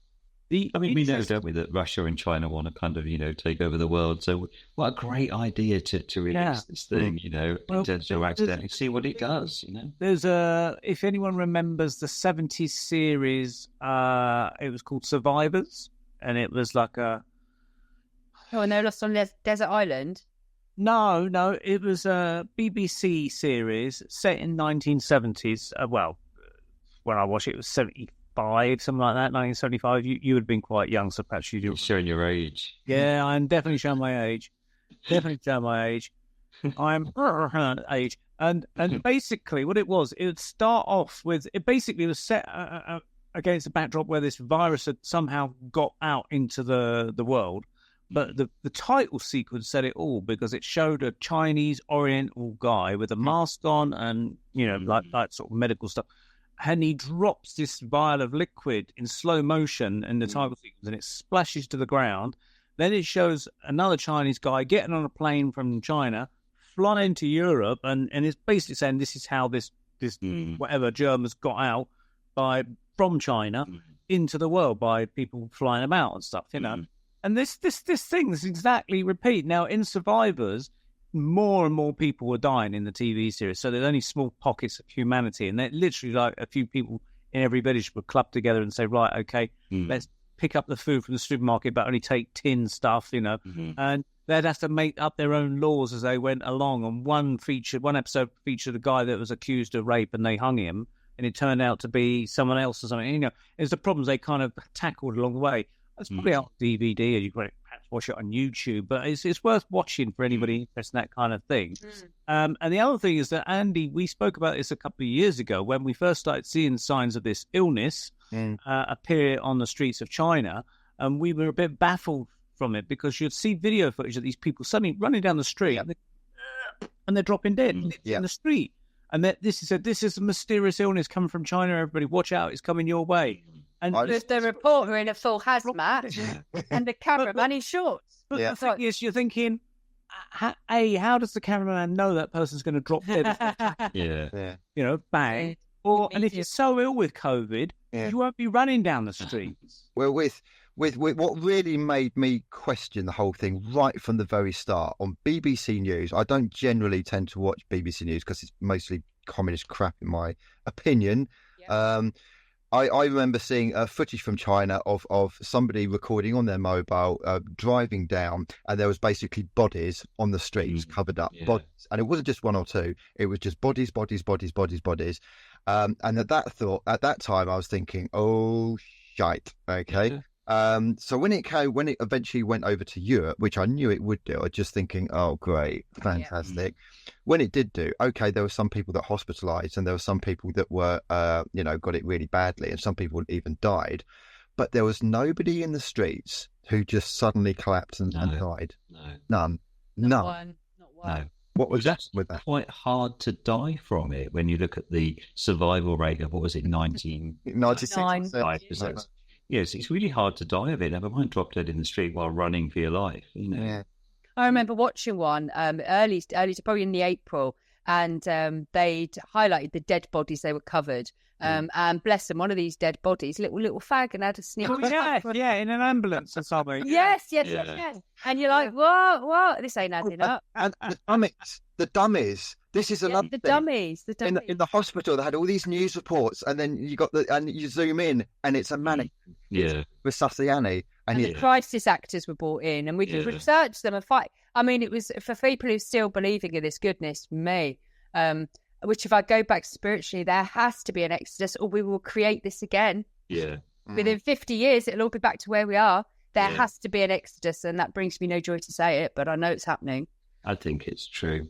Because the medical intervention, injury rates are huge, aren't they? I mean, just people who I see, post-menopausal women who started having periods again. Yep, and me.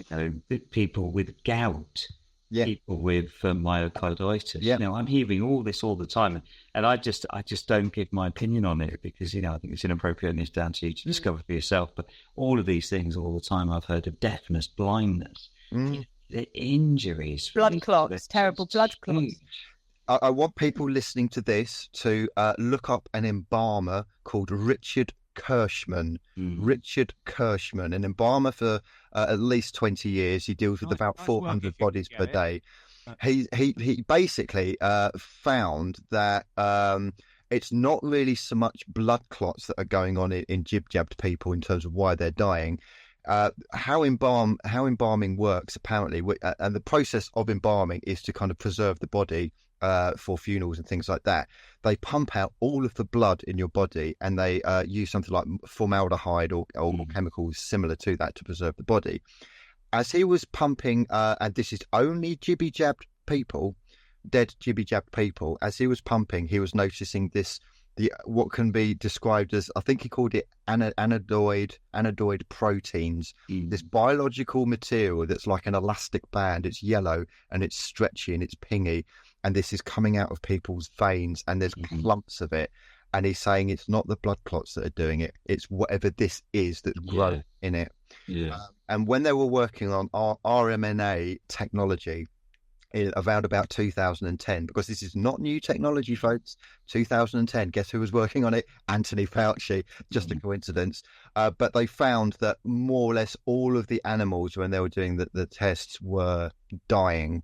Like, this RMNA stuff is dangerous, it is not working, and it is killing. So what did they decide to do? Hey, let's use it on humans in 2020. Awesome. Well done. The whole world, let's go for it. Yeah. Depends what your intention for it is, though, doesn't it? Well, this is it. If it's a eugenics, something else I didn't know, my God, and I'll need to find out if this is actually true because I've heard of it. Apparently, the Bill and Melinda Gates Foundation, before it was called the Belinda and Melinda Gates Foundation, was actually called something like the Foundation for Human Depopulation, Global Population, or some similar name to that. And I just thought, well, there you have it. There you have it. Goodness me. Wow. Georgia Guidestones that have been destroyed. Yes, enough, isn't there? So, Andy, do you know about, I know Ben did something, Ben Emlyn Jones, our friend, did a live stream on the Georgia Guidestones, and weirdly, I had a dream about them. Oh, did you? Yeah, but they like just blocks of cement in my dream. And then, oddly enough, I was listening to a podcast the next day when they suddenly announced the Georgia Guidestones had been destroyed, and I thought, how weird is that? Because I had no real interest in them. I vaguely heard them. I heard they got some inscription on there. No one knows much about them. I had a dream about them. The next day, I heard they'd been, knocked down or taken down or something. Destroyed, Yeah, so what's the background of the Georgia Guidestones exactly? So the Georgia Guidestones I think there were 3 slabs together. Some people kind of like wondered who they were built by. We don't really know. I think there's some initials, but I've forgotten what the initials were. And they're in, I think there's something like 5 languages or kind of 7 languages, something like that. And they basically talk about keeping the world's global population under 500 million. I think this global population is currently, 8 billion, something like that on planet Earth. So they want to reduce it to 500 million. And it sounds wonderful, some of these things, like living in harmony with nature and all this kind of thing. It sounds wonderful until you realise the underpinning vibe is basically kill humans, get rid of humans. And that seems to be kind of their agenda.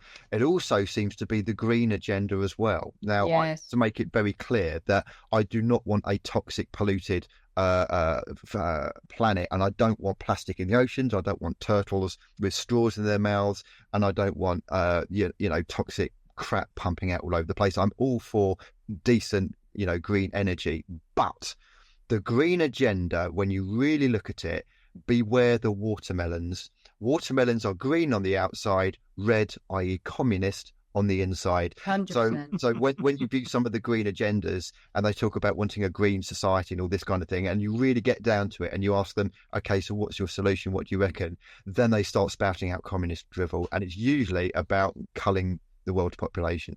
100%. That's the next bit, isn't it? The green agenda is going to be whittled in. Everyone's going to be seeing that. Then, yay, we can be great citizens now. This is, in my opinion, the introduction of the social credit system. Yeah. This is where it's going. Yeah, there's no other way about it. You guys must be fans of GB News. Do you watch GB? Yeah, little watch. I love Neil Oliver. He's just fantastic. He used to work on the BBC, ironically, but if anyone's listening to this, please listen to GB News. It's about the only place you'll get. It's not absolutely 100% perfect, but then what channel is? But it's the only channel that's actually challenging anything, including jib jabs, the net zero agenda, and all that kind of thing. Neil Oliver said that something his wife said was very poignant and stuck with him. The green agenda is not really about making everything green. It's more about going without. Yes, 100%. About going without. It's cutting things from your... So when you get these kind of like... When they talk about net zero and how wonderful net zero is, have zero carbon and everything. Okay, so what are you going to fill it with? And there's no real answer to that. Talk radio is challenging that in a big way. Talk radio and talk TV. That's really worth a watch, yeah. Good. And also, whilst we're talking about alternative media, there's UK Column News. Yeah, that as well. You can find on... they're not on YouTube anymore because they were one of the first independent media broadcasters, if you like. They're based in Plymouth, ironically. Yeah, I've seen that. Based in Plymouth, and they had an interview with a lady whose husband had suffered from a certain illness, syndrome, as it were, that prevented him from walking not long after having medical interventions. And it was one of the first reports that came out. And because they were just having an interview about it, this is what my husband is suffering. He can barely walk, within 2 days of having this medical intervention. And so YouTube took a disliking to it and said that, they're not telling the truth or whatever claim they made. And they shut down their YouTube channel. So, So now you can find, you can go to the UK Column News website, or you can go to Rumble and search UK Column News there.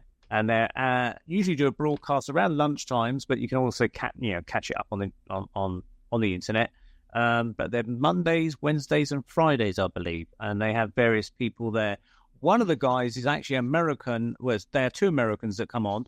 One of them is a more recent guy called Mark West, I think his name is, and he had actually recently gone to a thing in America, like a big convention called the Red Pill Expo, which is worth checking out. Read about it on their website. But from what I understand, it's basically like a big convention of people like us that would all get together, might be spiritually aware people that reject this kind of society that's being imposed upon us. They reject certain medical interventions. They reject a narrative, and they're looking under the bonnet of these things and trying to dig deep and find out what's going on. So you find lots of speakers there telling you about what's really happening in China, what is the cause of China's, how come China's expanded so quickly, and it's through the banks that have all got this agreement, that we don't know about, and they're funding this and funding that, and they're going to crash the economy, etc., etc., etc. So check out also, everybody, the Red Expo in the United States. I believe they had like a summer conference. They might have smaller conferences maybe around that country. I don't know. But maybe largely, there's the new spreads of the Red Pill Expo. It might start ending up over here because it's been exposed to us through the UK Column News. And who knows, they might start organising something like that. Maybe we'll be involved in it in some way in the future. Who knows? Yeah. Worth checking out Red Pill Expo on the internet as well. So we're coming up to a close soon in the next 5 minutes. So where do we see ourselves going in the next 5-10 years, Jayne and Mark, with this? What have you got any psychic predictions or anything that's been shed light to you on what's going to happen? I just want to kind of go back to where we started, if I can, just to sort of finish off what I was saying. Because I'm just thinking about what I said. I'm very aware there's lots of different souls that are awake at the time. There is a place for the warriors. There is a place for the researchers. There's a place for the fighters. Personally, where I sit, I'm no good at any of them roles. So I'm going to sit and hold the as much goodness as I can and help people that way. But everybody's out on the streets making a noise. Fair play to them. That's what their soul come to do. I'm just trying to say, like, my soul's tried it. It's not for me. It makes me poorly. I've got to hold the light. And any advice I could give is when we're being pulled into the fear or we're getting depressed, have 2 weeks off, align yourself. Spirit have shown me we can focus on all that's bad in the world, or we can go all love and light and say everything's wonderful. Neither of those does us any good. We've got to stay as spiritual people in the middle lane. Yeah, we must. Yeah. This is a war for our minds, our souls, and our this is spiritual warfare. This is the final battle.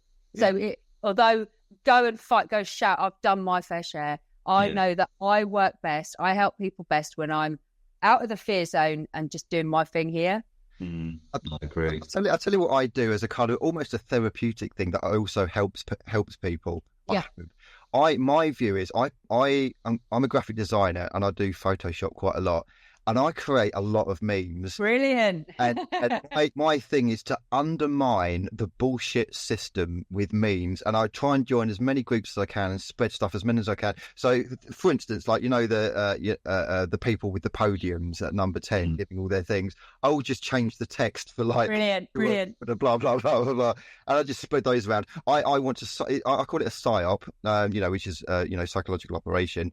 My job, I think, is a PSYOP to try and undermine and get normal, everyday people to question, are you really being told the truth?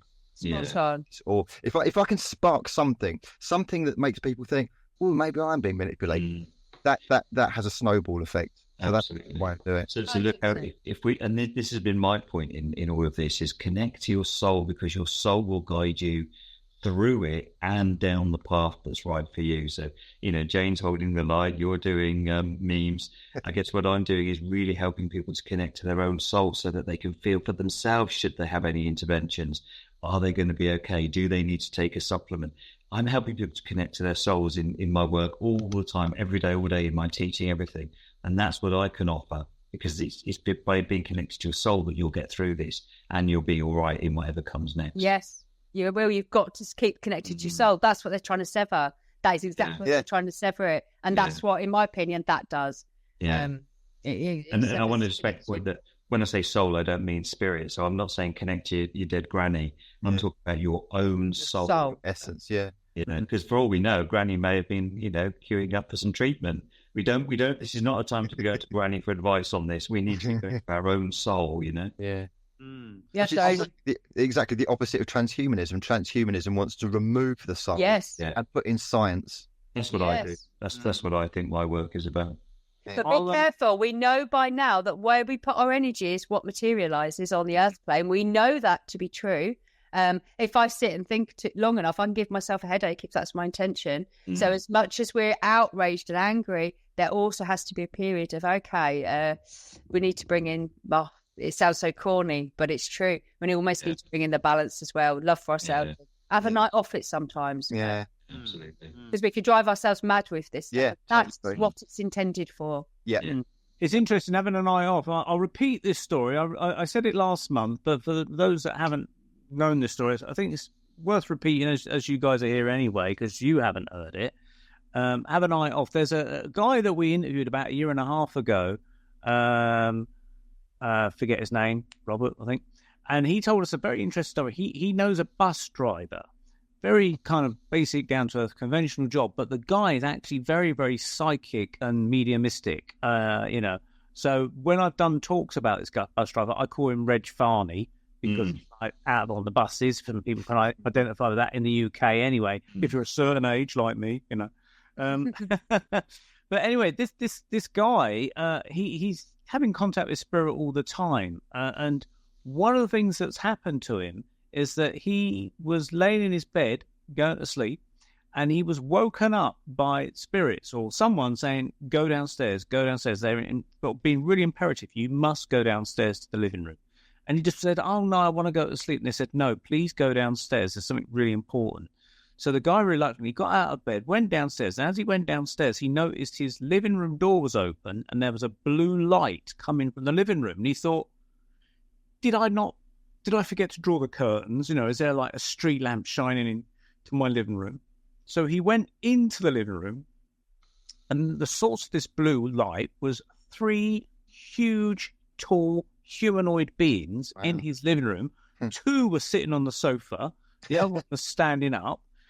He described them as almost like wizards, if you like, long gowns, wearing staffs, long beards, long hair. So I'm thinking something like Gandalf. That's the kind of thing I got in my head. Yeah. And they said, thank you for coming downstairs. We've got something to tell you, very important. And this was probably going about maybe 2 to 3 years ago now. when this possibly occurred. And they said, things are going to get really bad for everybody. He says, but you're not to worry about other people, they said to him. Just be concerned with yourself. Don't worry about other people. Don't take on other people's problems. Yeah. And they said, pay attention to America, because whatever happens in America will affect this country. So they're also talking geographically quite. Yeah. And they said, but just don't concern yourself, don't worry too much about other people. And whether these people vanish or not, I don't know how that wraps itself up in the end. But apparently this spirit, the spokesperson of this trio, was known as Barnabas. And apparently he's something to do with UFOs, flying saucers, aliens, that kind of thing. So I'm told, rather than a conventional spirit or spirit guide, but spiritual nevertheless, I guess. And anyway, maybe a year later, I think the illness hit us, the COVID from China. And this guy was apparently still getting worried, getting involved in people's problems. And he was walking through his hallway, and out of the living room came this tall being again, like a year later. Wow. And he said, I've told you not to get involved in people's problems. You're getting yourself too worried about people's problems. And he put his arms around him with his cloak and gave him a great big kind of bear hug. And then this guy just vanished. And the guy thought, whoa, that was weird. So he went into the kitchen to get a cup of tea, but he went and caught himself on something. He realised that somehow he was wearing this guy's cloak on the door handle or something as he went in to get himself a cup of tea or something. So, but I was thinking, well, where is this cloak, this spiritual cloak? I want to see it if it's still around. Or did it slowly fade away or be destroyed by itself? But basically the message was, the important thing, is that they seem to be aware that things are going to get bad. And that's why they told this guy to, don't get too involved. But they obviously give them a heads up on this sort of thing. So they're definitely aware that something's in the air, as it were. This is massive. Yeah. I mean, this has been predicted since time began, really, hasn't it? This is, I call it the final battle between God and Satan. Yeah. And everything else goes in. It's already playing out. Yeah. We can devote our lives to every minute detail of this and get very poorly and be very low vibrational. Or we can say, I see what's going on. I'm having no part of it. I'll make my decisions when the time comes, and I'm going to live a good life. That's what they don't want. They don't want joy. They don't want laughter. They can't do anything with it. They don't relate to it. Yeah. I believe they're not even of our DNA. But that's a whole nother subject. I don't even think they're human. Nor do I, Andrew, nor do I. They couldn't behave like this if they were. Hence why they're so, again, we're going off tangent. Spirit, we will be looked after when we start to look after ourselves and raise our consciousness above this shit show we're being played out. Yeah. I call it a movie, and it's a crap movie. It's boring. Boring. It is a shit movie. I'm going to go out to the foyer where the sweet. I'll go. I can't do this no more. Okay, so we're drawing to a close here now. So obviously you do your mediumistic demonstrations and readings for people. So maybe if people want to find out more about you, you've got a few things you can tell us about, haven't you? So what's the first group? My website, maybe first protocol, is www.JayneHartshorn.com. I've got a Jayne Hartshorne page on Facebook. Mark can do his. Okay, so mine's markhartshorn.co.uk. That's the website. And there's a Facebook page called Soulful Connections. You can look at that. And then just after Christmas, we invented Heart Hub, where we tried to get spiritual and personal development all under one roof. And we run that via YouTube. There is a Facebook page called Heart Hub, HART-HUB. And there's plenty of free content on YouTube. Is there a better plug than that, Mark, for Heart Hub? Or? No, I think probably the Facebook page is good, isn't it? And then from there, you find links to our material on YouTube. Okay. Excellent. And you still run a psychic developing circle, Jayne? I do. I'm going to restart it again in the new year, not this year. So that's where I literally teach people how to develop their own psychic and mediumistic abilities, if they fancy it. So all very easy going. I'm quite a patient teacher. I teach from scratch. And that's in Dorchester? It is, yeah. Dorchester in Dorset, in the UK, for anyone that's in that area. And that would be on a Thursday evening. What's the Thursday evening? It was a Thursday evening. It was, yeah, cool. 7:30. Yeah, presumably the same place where you do the... It will be when I arrange it, but I haven't got anything down on paper yet. Okay, so stay for those people, get onto Facebook, go to Hearts Hub, and Jayne will put the details out there when you start. Definitely will. I definitely will. Any of the other stuff. Yeah. Okay. Well, thank you very, very much indeed, Mark and Jayne, for joining us. It's been fascinating 2 hours. We've covered a lot of stuff there to get our teeth into. Yeah. And it's nice to have an intelligent conversation, isn't it? It's great. Intelligent conversation. It's refreshing to listen to people with a sympathetic ear like ourselves, I hope. Anyway, and likewise to go back to that sort of thing. We find it incredibly frustrating when we venture out into the world and everyone's sort of going down that narrow band of thinking, the sheep pen sort of style of thinking. But it's kind of refreshing here on the Paranormal Peep Show that we are talking about alternative things, not just spiritual stuff, but alternative ways of looking at things. But I suppose I'd better say officially, for the powers that be, please check the World Health Organization for all your latest medical updates, everybody. And pay attention to the advice of that. I'm sure that that's the most important thing that everybody should be listening to. They'll look after you. No vested interest whatsoever. Of course. On that note, I've got a few final words as well. I want to appeal to all of those people listening to this that have got where what we're talking about resonates with them, and all the people who realise that we are in a spiritual battle and a spiritual warfare. And I want to say that we need to approach this from almost a Shaolin monk perspective. The Shaolin monks are the monks in China who basically created Kung Fu hundreds of years ago, possibly thousands of years ago. And they wanted to just be left alone, and they're into peace, and they're into meditation, and they're into doing things peacefully, but also strength. The reason Kung Fu was developed was because they were originally almost annihilated through war, through tribes attacking them. Only a few of them survived, and they then created Kung Fu to defend themselves. We are in that same situation as humanity. So we just, as libertarians, we just want to be left alone. But unfortunately, we have a very dark, very evil force that wants to wipe us out.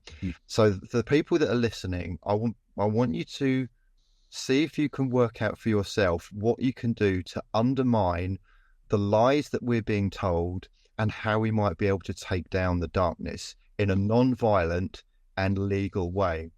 So I know that there are good and bad in all walks of life, whether it's the military, the police, the secret services, the CIA, MI5, MI6, whatever. There are good and bad in everything. And I know there will be some good people, and I want to basically speak out to the good people in the police and the military and the secret services.